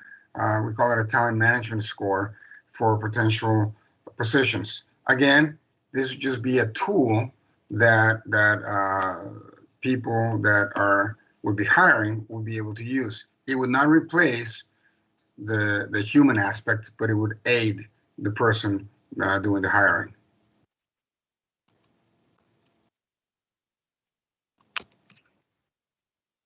One of the aspects regarding the global HR system, as Dr. Reyes has indicated, is that there's a great deal of information that's going to be provided to our employees and our staff so that they can do operational day-to-day.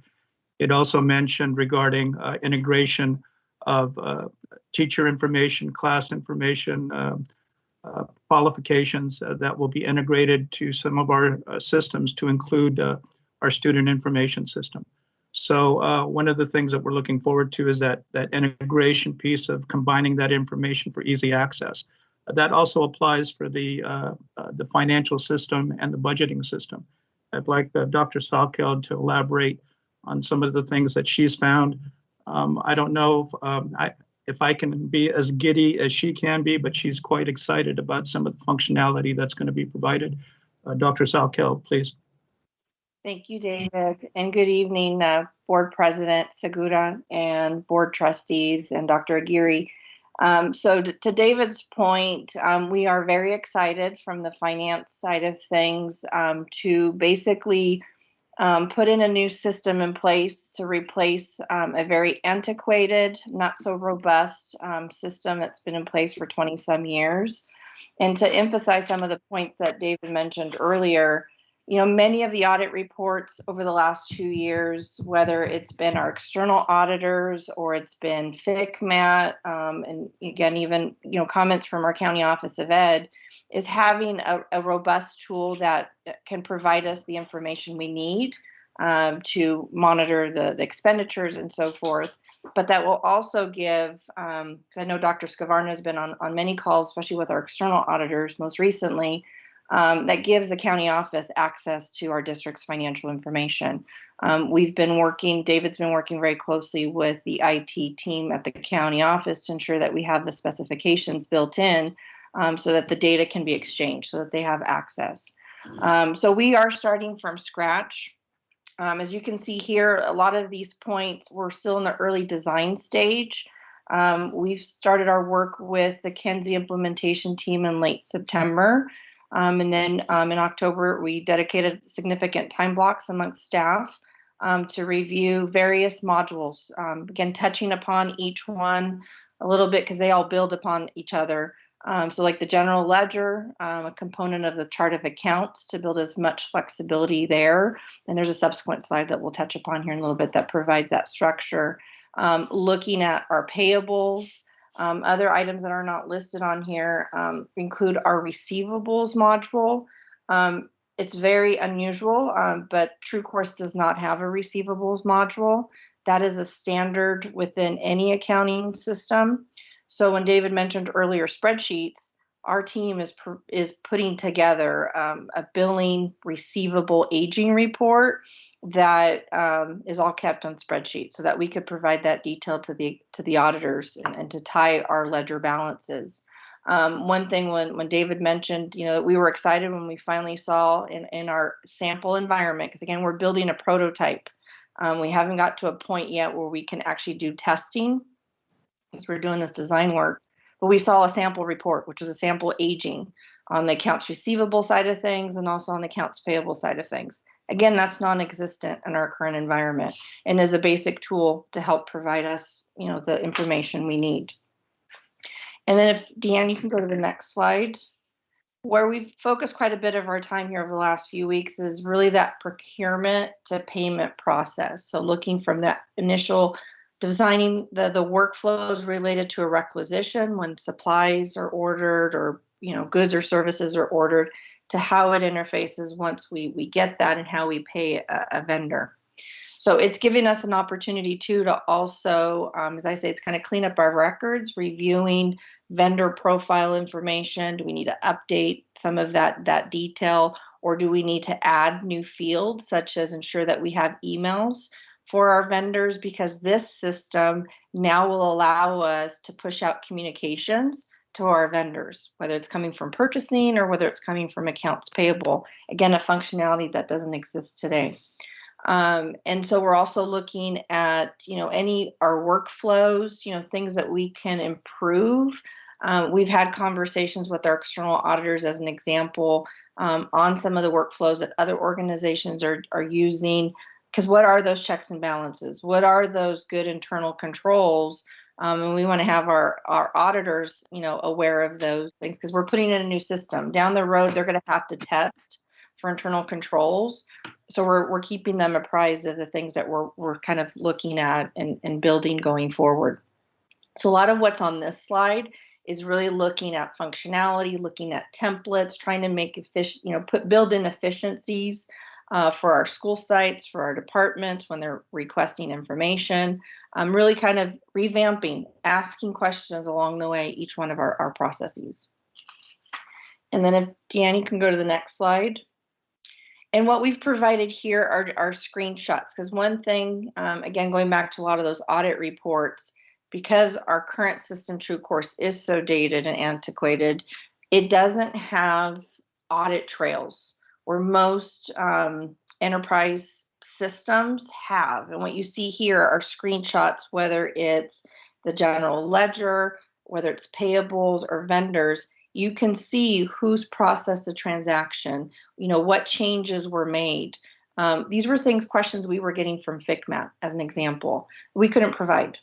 And so this is going to help enhance security and access as we move forward to provide that level of visibility to a transaction, down to that granular level. So again, these are just screenshots because this is something new, this ability to create these logs and have that access. And then Deanne, if you go to the next slide, when I was touching upon workflows, this here again is just screenshots. We have very limited at this point because we're, like I said earlier, we're in a design stage. I don't have as many screenshots yet to provide, but that will progress here in the near future. But we're looking at approvals. What things can we build in that when a supply is processed, who needs to see that request?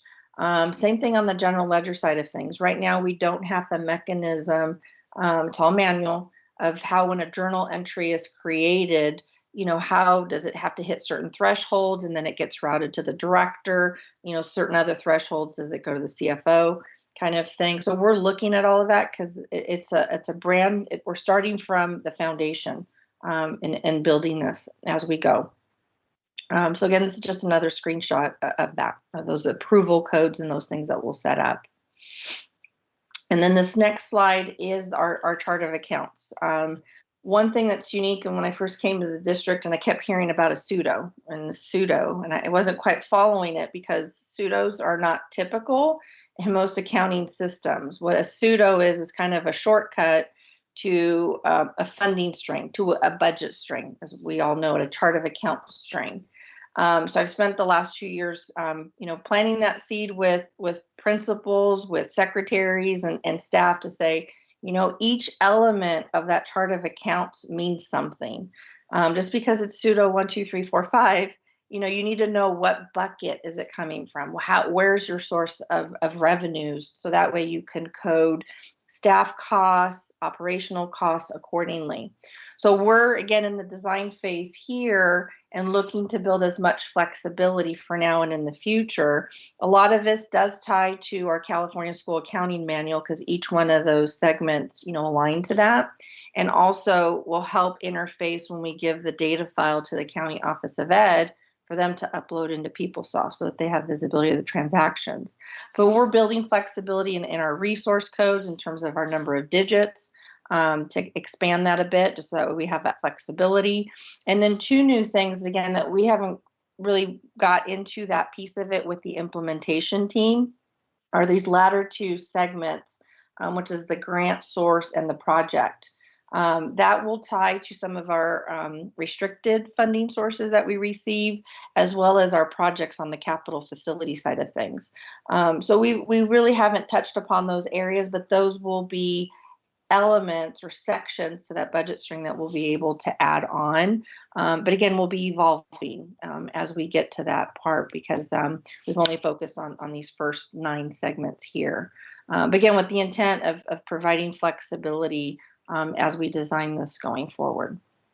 And again, this what on this screen here is that fundamental string and really that infrastructure from an accounting standpoint that goes into all the different modules and based on those specific categories.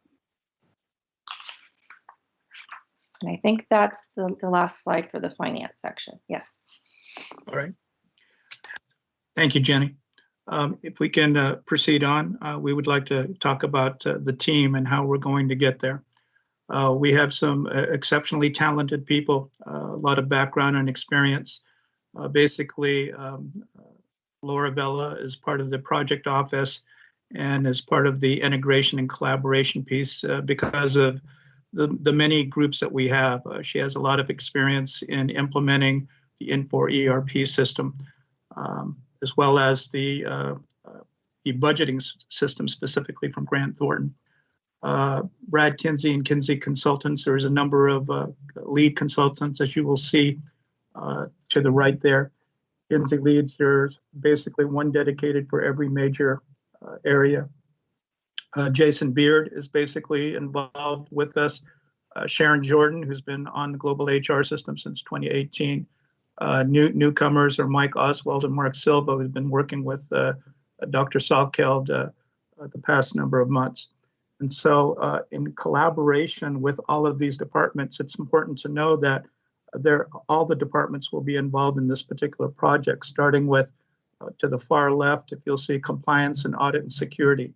You know that Ms. Enriquez is going to be involved with that, and Mr. Moreno will as well. In the HR team, we've had the fortunate experience of Lagaya, Ms. Quintlin, and basically Dr. Aubrey, who's been on this project since 2017. Although new to the project, I believe Ms. Pedrosa provides a lot of experience from a principal side, from the school side, and she's already shown some input and insight as to how we're going to design some of the aspects related to global HR. The financial team is super. We have George Williams actually heading up the supply chain management. Obviously, Vanessa Garcia from a payroll perspective. We are on the PeopleSoft payroll system, but the integration piece that's required, I know we'll be able to get that with her expertise. And basically Liz Reyes and basically Athena Quarles round up the financial team. In the IT area, we have a lot of experience. Alan Ritchie, who's been with the company probably 30 years, basically is heading up the network and integration pieces associated to this project. Leo Picard is an essential part of that integration piece. Also, Ms. Edith Laredo and Mr. Armando Villegas basically are addressing all application interface requirements. But last but not least, the operations team, it's going to be very important to this team going forward. Basically, we're having Miss Gabriela Chavez, who's an administrative assistant out at the schools, and several others that will both represent high school and middle school representatives. Anybody that touches basically the current TrueCore system or HR systems will be involved in this project. Certainly department, state and federal, student services, and the others will also be involved.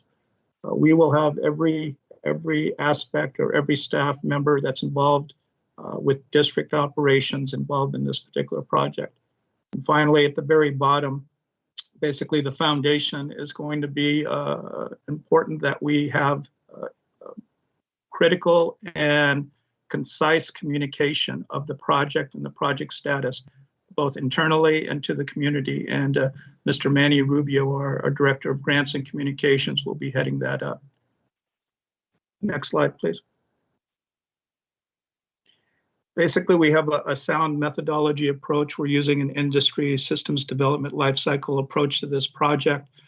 Basically, the prototypical cycle, which basically ensures success for implementing, planning, analysis, design, implementation, testing, and integration. We've been involved in a number of guided design reviews by the Kinsey leads. We've also been involved in application design documentation. More importantly, we've just solidified the RICE-W documentation. That's basically reports, interfaces, conversions, et cetera, that's needed on the technical side to convert our current legacy system data to the new Infor ERP system. So I believe we have a solid approach going forward. We've started some conference room piloting in terms of design. I know in the finance that's going to occur in the January, February timeframe. But we believe that this methodology is going to be solid and it'll get us to the point where we're going to be quite successful in implementing the project on time. Next slide, please. What we would like to do at this point in time is go over the project plan and the timelines from a high overview perspective. If the board has any detailed questions, we have the personnel here to address those questions as well. I'd like to have Miss Laura Vela, who is the project manager and collaborator for our Kinsey leads, and basically as the architect of some of this structure that's shown on this particular slides, or the next 3 slides. So Miss Vela, if you would, please. Thank you, David, and good evening, everybody. Can you hear me all right? Yes, we can. Okay, great. First of all, I'd like to just go over the anatomy of this screen and what we're looking at. On the left-hand side, we basically have the major projects that we're going through right now under the Infor umbrella. And that first one is within the HR area, moving from S3 to the more current GHR version. So that is an update. You're currently using an Infor product, but we're taking you to what's most current. And then directly underneath that in the gray font is the scope of what we are including in this particular project. So there's the technology, the human resource applications, benefits, and then employee and manager space, which is limited functionality at this point, but it's more self-service oriented. Then as you move across the page to the right, that's basically the timeline, the duration for the project. And we are using the exact same methodology for each of these different Infor projects. So there's 5 major phases: the plan phase, followed by design, build, validate, and transition. So right now within GHR, we are actively buttoning up our design and moving into build. One of the most exciting things that I see for Sweetwater with this Infor GHR implementation is really leveraging the position control functionality. And that's really where we're going to integrate the HR components, the budget components, the finance components, and really enable you as decision makers and the leaders at each school just to make more informed decisions about staffing. Along with additional information also comes additional accountability. And we have that great organizational change management approach that we're including so we can inform the right stakeholders about these changes and do the proper training and communications to make sure we're successful, because it's not just about the technology. We really have to pull along the people and processes as well.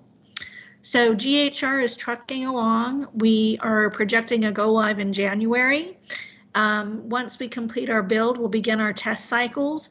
We're expecting that to happen at the end of this month and in December, and then we will have a successful transition. The next project that we are doing within the GHR area is talent management. And then again, directly underneath talent management is the list of the very specific applications that are included in this grouping. And talent management is expected to kick off later this month, December. It too will follow that exact same methodology, those 5 key phases, and the scheduled go live date is in June of 2021 for that application. So before we move to the next group of projects in the financial and supply chain arena, are there any questions about the scope or approach or timeline? No. Okay, next slide, please. So this is a continuation of the different projects that we are going through. The next big chunk, and this is under Dr. Salkheld's leadership, is the Cloud Suite Financials and Supply Chain Management. And you can see there's quite a few different applications that we are working on implementing. Again, following that same methodology, right now we again are finishing up design and starting to do build. We've had very good success using the guided design review sessions, which is really when we pre-configure the system and share leading practices within the education industry. As David shared, Infor has been a longtime leader in the education area. And so the team has a lot of experience in how do you configure this system to get the most out of it for this type of a client. So we start with that kind of configuration and then just talk through what works and what needs to be tweaked specific to Sweetwater. So we're making good progress there. We're on track and we're targeting a July 2021 go live for the financials and supply chain management suite. Next, we have the Sherpa Budget. This is actually an integrated partner to Infor. So we started off bringing in, we were, I thought, very smart. We brought in the budget piece because we did not want to design our HR and financial system without consideration to budget. What is the level that we need to budget at? How are we going to hold people accountable for their budget? We asked some of those important questions up front so we could make sure we didn't design our HR and financial piece in a way that would limit us when we get ready to move over to the new budgeting system at the beginning of 2021 when we kick off, and that will also go live in the summer of 2021. But that kind of explains the break you see in that project. We pulled the Sherpa team into the planning and design with the HR and finance leaders, got our vision, got our scope, and then they will kick off the actual project in December, January. And then our final bucket of projects are government risk and compliance and Infor Burst Analytics with Data Lake. These are applications that once you have some momentum going under Infor, you're stable with the basic operations, you layer these more advanced applications on top. And these are scheduled to kick off in May of 2021 with the go live in around September 2021. Any questions on this scope of projects? All right, next slide, please.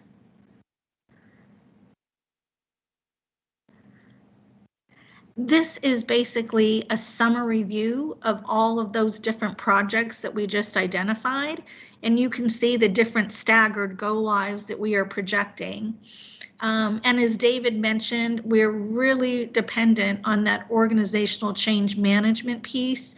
There is a lot of significant change that implementing Infor is bringing to the table, and to ensure that Sweetwater is getting the most value out of this, we cannot just focus on the technology. We must make sure the right people are trained.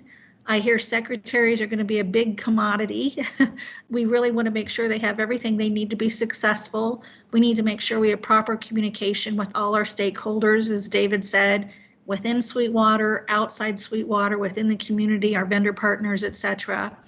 So we're really taking a lot of time to make sure that we're doing this project the right way, very thoughtfully and methodically, and not just focused on the technology, but improving your business processes and engaging in the true change that will get value for your organization.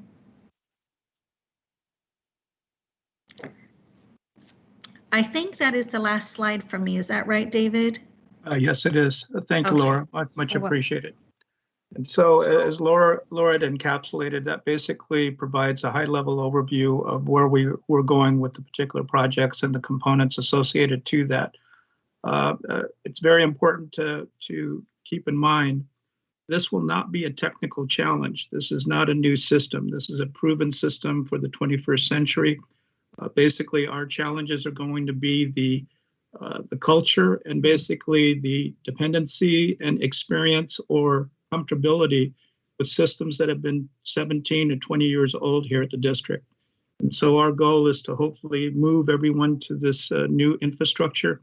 We're going to do that very carefully through the process of train the trainers, as well as communication internally. We're going to start that. We have separate groups associated to just the communication plan, as well as a steering committee that basically addresses any major operational issues that we need to make decisions on.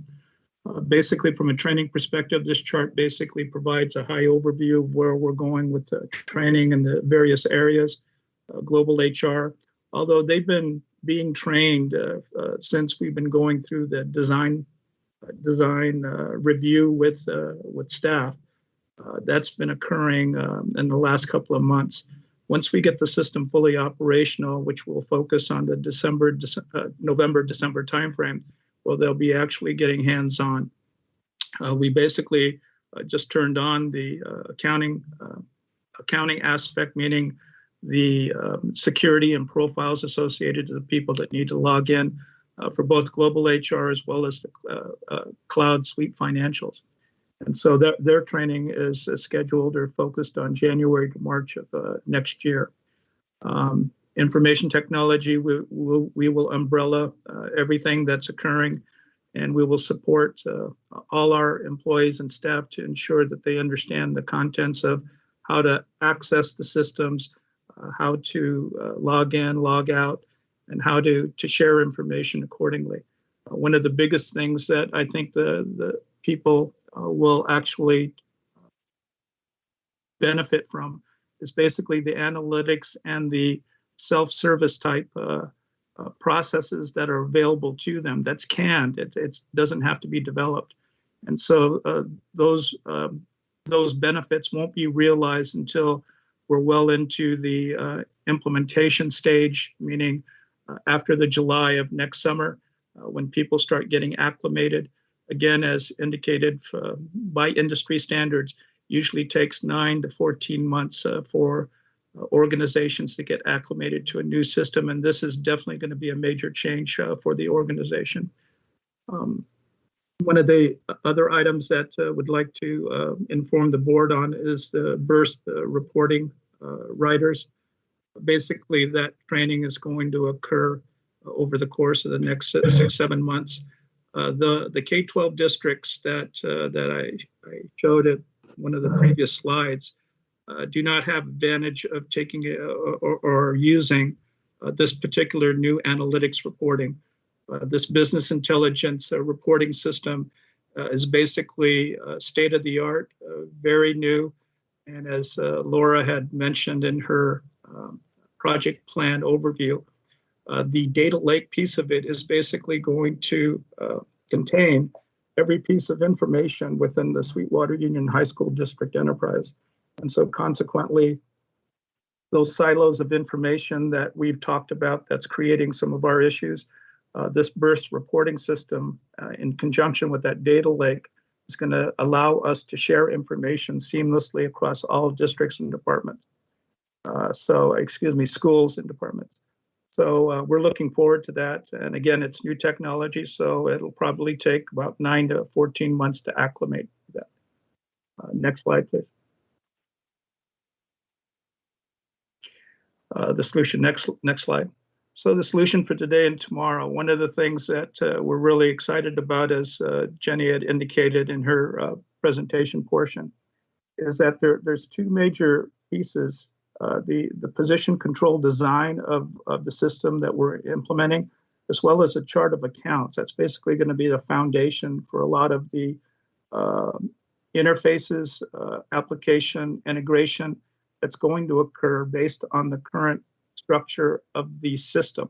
We don't have to reinvent it. We don't have to develop it. It's there. So we will be taking advantage of all these benefits once we get to that particular platform. And hopefully the integrity of our data will improve tremendously, and the data sharing piece will certainly improve once we have this system turned on for the entire district. Next slide, please. The global HR cloud transition, as the board is aware, we have the on-premise version, which was acquired back in 2018. One of the things that we believe will be a benefit is both the global HR and the financial cloud suite being in the cloud, being on AWS or Amazon Web Services. Having the global HR system on the cloud will eliminate the need for us to basically try to implement this piece after we implement the financial cloud suite system. The initial strategy, because of financial costs, was related to implementing the on-premise global HR system, implement the financial cloud suite, and then after implementing that, actually transition to the global HR cloud system. But we're at a point where it would be very seamless and would help the project tremendously if we placed both of those systems in the cloud.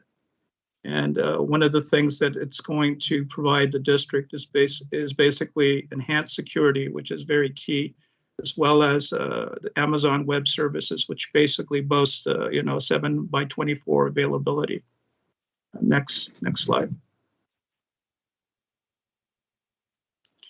And a presentation wouldn't be complete without a technical topology of where we're going. On the left side, we see the financial cloud suites and supply chain management, as well as global HR and talent management, all under the Infor cloud architecture. Basically, it'll be communicating through Amazon Web Services, which is basically that cloud there. VPC is virtual private computing. Basically, that's, virtual private cloud, where it will allow us to communicate with these two systems from our district, from Scale Matrix on the right-hand side, which is basically our primary data center, and working with Amazon Web Services operations. They're very effective, very efficient. They've supported us very quickly in putting together the production system, the development system, and the training system. And so technically those are up and operational. However, the end users are just getting their logins to access those systems accordingly. And so from a high overview perspective, this is going to be the SUHSD Infor cloud system that we're working towards and implementing. With that, we can entertain any additional questions by the board. Thank you, David, for that presentation. Do we have any questions or comments from the board? I do, David. That was an excellent presentation. I think anybody that can get Jenny that excited about something in our finance department really gets me excited, and I'm happy to see that. I'm glad she's happy, and hopefully this will help her continue to do her excellent job. Thank you, Mr. Pike. That was the first time I've heard the term Getty in a while, so thank you. Just all killed. Anyone else? So the only thing I had pulled this and you had answered it during this very in-depth presentation, super in-depth, and even though this was high level, was the communication piece, just how we were going to go about that, Dr. Getty, in terms of communicating to the public and to the board. Will that be through our website or through emails, or all the above? That's the only question I had, and then we'll go to Mr. Solis. All right, President Segura, yes. Basically, we're going to use every channel available to us, which is basically the website, internal communication, social media. We plan on providing an update to the board if available, and on a monthly basis, based on Dr. Aguirre's approval. We plan on keeping the board updated on a monthly basis. Again, Mr. Rubio is going to be an integral part in making sure that the communication, both internal and external, is going to be done for this particular project. Thank you. Mr. Solis, did you still have a question? Yes, thank you, President Segura. Yeah, first off, I just wanted to thank everyone responsible for getting this system moving toward implementation. It was one of those things that we as a board were looking to bring these districts' operations to the 21st century. Just with regards to knowing that the county office is on a different system, are any county office personnel being trained or needed to be trained in order to use the system? And how readily available will the system be to the county so they provide their oversight? Thank you for the question, Mr. Solis. That's an excellent question. We had spent a good 12 months, probably a year and a half back, regarding the integration and interface pieces related to the PeopleSoft system and the Infor ERP system. Both are ERP systems and both have an integrated or application program interface that's available. So we are using the standard interface to exchange information between Infor and PeopleSoft. And so we've talked to their people. We're going to continue those discussions to confirm that. But essentially, we're using a standard interface. It's not going to require development. There's no special coding that's going to be developed for PeopleSoft to make sure that data from our system is going to their system and vice versa. They will be able to access the system effectively, and it will also update their systems accordingly so they can manage it from a PeopleSoft perspective. Wonderful. Did I answer your question, Mr. Solis? Yes, thank you. Let's go to Mr. Tarantino.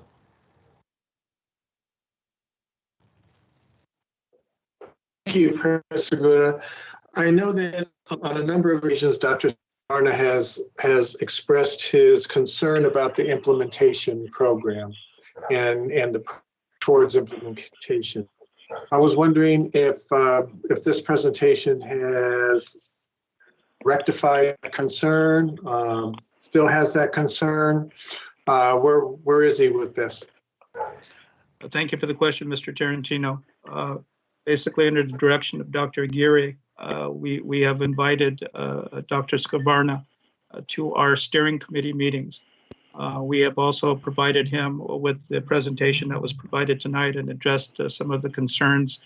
We clarified that. I believe he's on board as evident of the item staying on the agenda.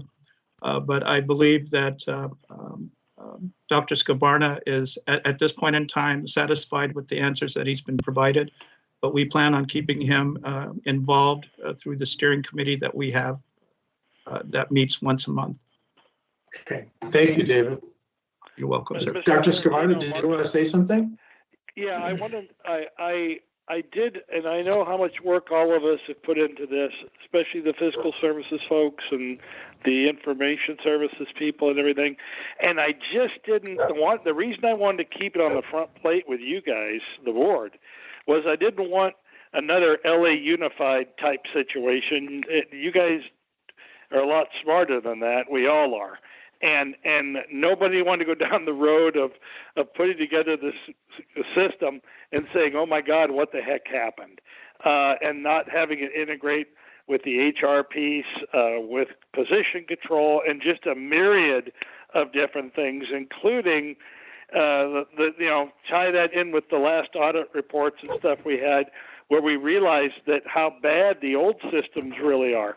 I just wanted to keep staying on everybody, and I've been a part of this, and I'm satisfied with it, and I will continue to be involved in it, because the end result is just going to help it to come out better for you folks.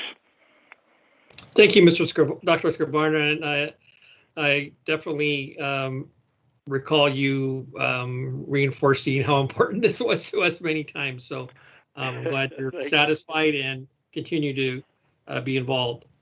Any more questions or comments? Yes, sir. Any more questions or comments? This is a report only, so if there's no other comments, we can move on to F14 or F16. I'm sorry. Any other questions or comments? I just wanted to say thank you to David for heading up this tremendous effort. And also Dr. Reyes and Dr. Sakeld, because I know what I've been through several different system conversions in my work life, and I know how important it is to get the basic setup very key, properly set up. And like it was stated during the presentation, the chart of accounts is really the driver in so much of this work. So I want to thank David and Dr. Sakeld and their team, because it's not just them, it's a team of people doing the work. And Miss Laura Vela, it was good to hear many of the information she shared. Part of it was, one of the slides talked about management and personnel management, really where you go and you self-manage your own record, preferences, maybe selecting some benefit packages during open enrollment, different things like that, submitting vacation time through a system. Those are all things that would be part of that. So I heard a lot of things that were really familiar to me, and I'm very appreciative that we're doing this as a district. It's way past time, so I know that this is something that we've been focused on as a board for many years. So to see the real steps coming to fruition is so good. And I'm very glad to hear that, as we've requested, there will be monthly updates on this time frame and how we're moving along and meeting the different milestones of this implementation. So thank you all. Thank you, Trustee Hall. Any other comments, questions from the board? If not, let's move to, thank you for this fine presentation, everybody. That was a really good job for this really complex program that we have going, being implemented. If there's not any more comments, we'll move to F16. It was pulled by you. Could you please pull it up so I can remember? I can't find my note on it. I'm sure it was very important. This is on the purchase of the Infor Cloud Suite software. Yeah, so my question is just, this is just, I know this was written also into the last the presentation we just had. So this is the actual purchase of that Infor Cloud Suite program, or am I confusing it? No, so thank you, President Segura. This is for the actual procurement of the human resources aspect of Infor. Previously, we had purchased the financial modules. This is for the human resources, so that it can be based on the cloud, and it could be done in anticipation and in advance of the full implementation in a manner that's fully aligned between the financial aspects, components, or modules, and the human resources modules. A couple of things I wanted to point out. So regardless of whether this is implemented at this point or further down the line, that alignment is very important, because it would allow us as a district to ensure that both systems are cloud-based. Otherwise, we would have a disconnect where one would be cloud-based and one would be locally based.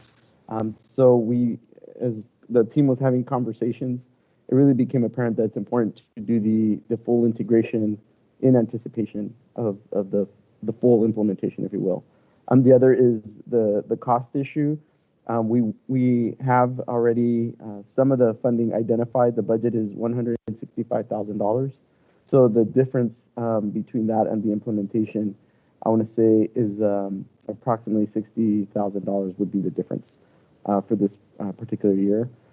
But as we move forward on this implementation, we wanted to make sure that it was clear what steps the district has taken in this regard. So if you notice in the analysis, it indicates what steps were taken in 2018, what steps were taken in 2019, what steps were taken earlier this year.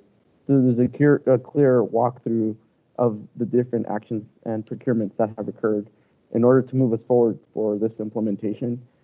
Because our target goal really is to ensure that we're beginning the full implementation with the financial pieces by July 1st, and then walking that backwards. And then that includes the timelines that were indicated in the presentation. So that's generally this particular item. We have had conversations with Dr. Scavarna at the county to clarify questions that were there. And I want to reassure folks, if anybody has doubts whether he does his oversight, let me tell you, he does. And he asked really insightful questions of us, and it really helps us ensure we're communicating clearly and coordinating with the county. So that's the overview. Thank you, Dr. Getty, and I appreciate that last paragraph too in the analysis. So thank you. So is there any other questions from the board? Doesn't look like it. I'll make a motion to approve. I'll second. Moved and seconded. Vote, please. Adamos? Sorry, yes. Hall? Yes. Solis? Yes. Pike? Yes. Segura? Yes. Tarantino? Yes. Motion passes 5-0. Okay, on to G1. Pulled by me. Could you please pull that up?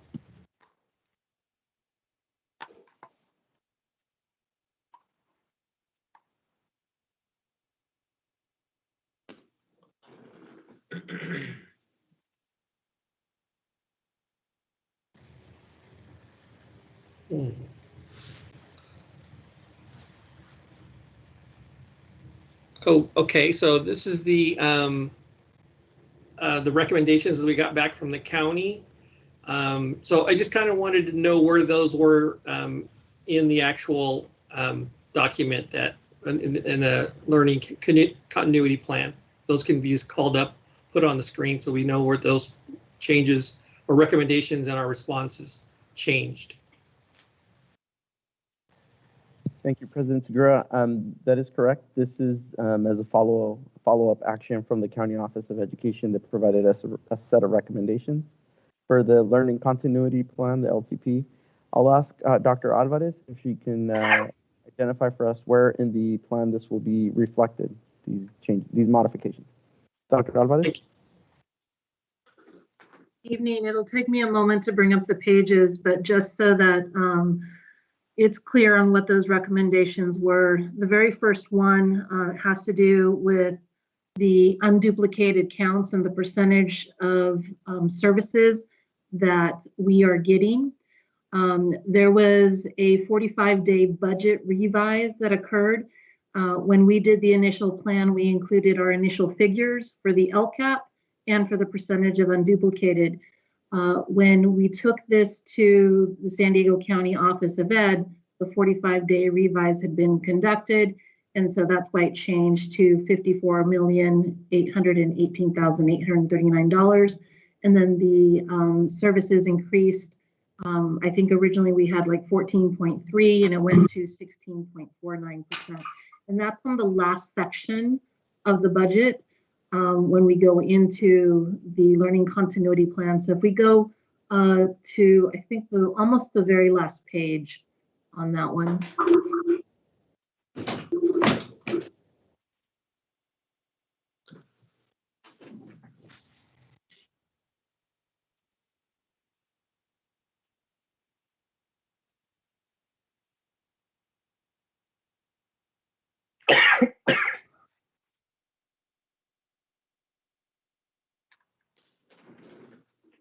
Does it have the percentage? Yeah, it'll say the there it is. percentage at the top. So it's on page 40 of 44, and that's where that change was indicated. Thank you, and thank you for that explanation on that first one. You're welcome. And then on the second one, Deanne, you're going to go to the section that has in-person instruction, And I believe that is about, I want to say page 12.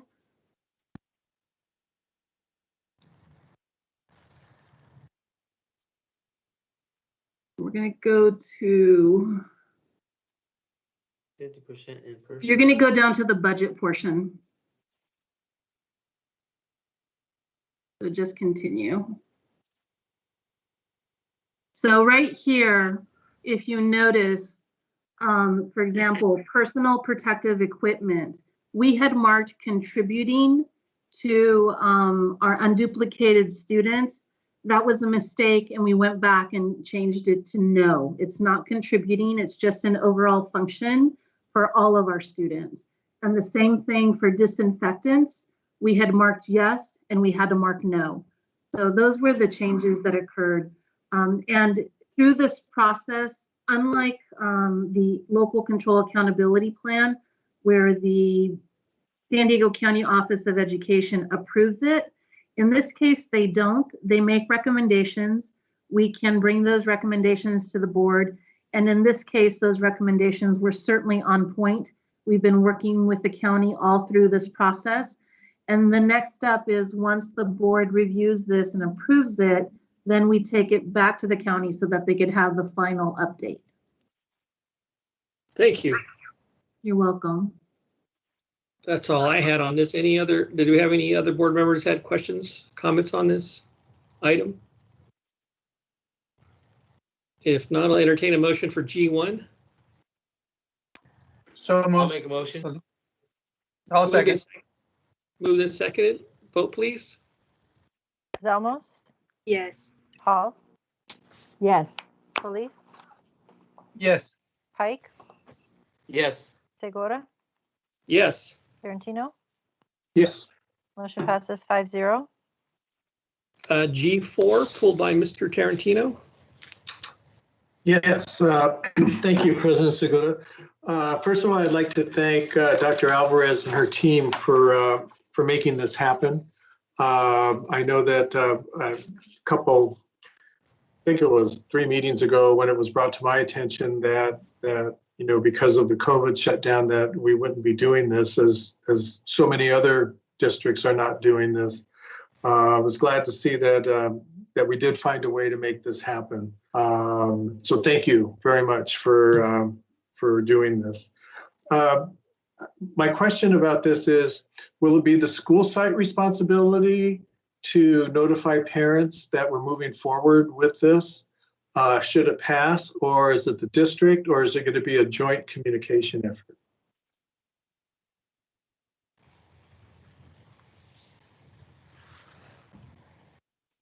Dr. Alvarez? Thank you. I was waiting for you to go ahead and announce me. Great question. So it will be a joint communication effort. The district will certainly put it out to school sites. We are working with a system that allows us to enroll students right now, our 11th graders. And I think a subsequent question to this, what happens if we are in a tiered system where we cannot hold the PSAT or in case SAT, we would not be held obligated to pay for any of it. So we are able to cancel. And once again, as you had mentioned a few meetings ago, this is actually a novel situation. The PSAT is usually only offered once a year. College Board did open up another opportunity because of the pandemic in January. So we'll be proceeding with this, and sites are very excited about being able to offer this because it helps with our AP potential and our programming of students into higher level courses.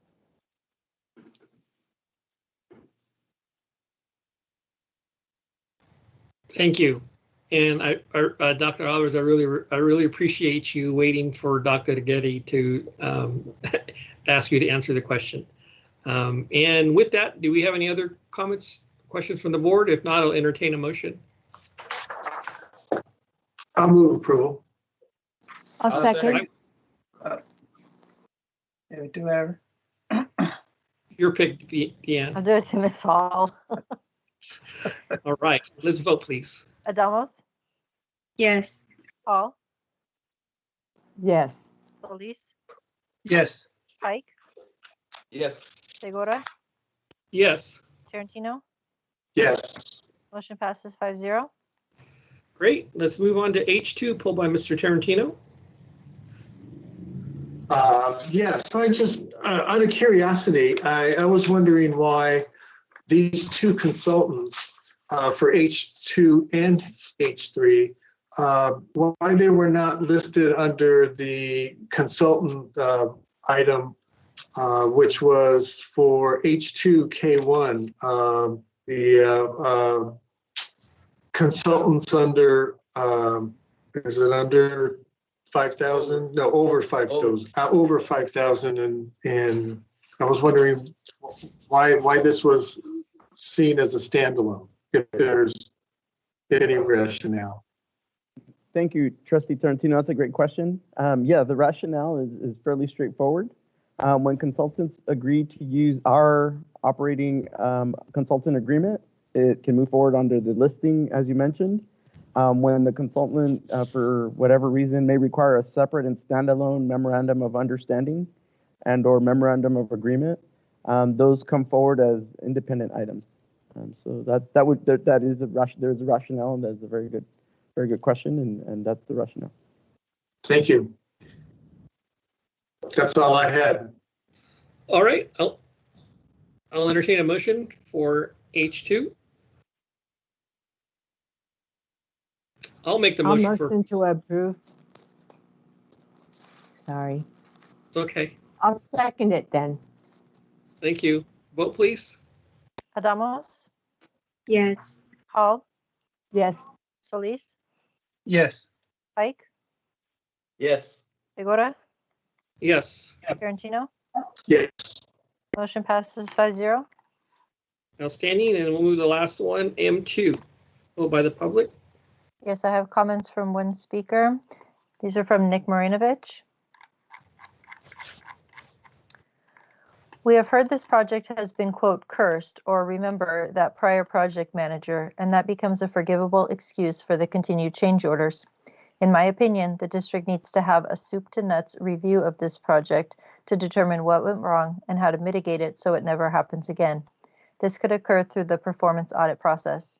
In addition, if I was a trustee, I would ask for a chronological compilation of all change orders and their justification from inception to today.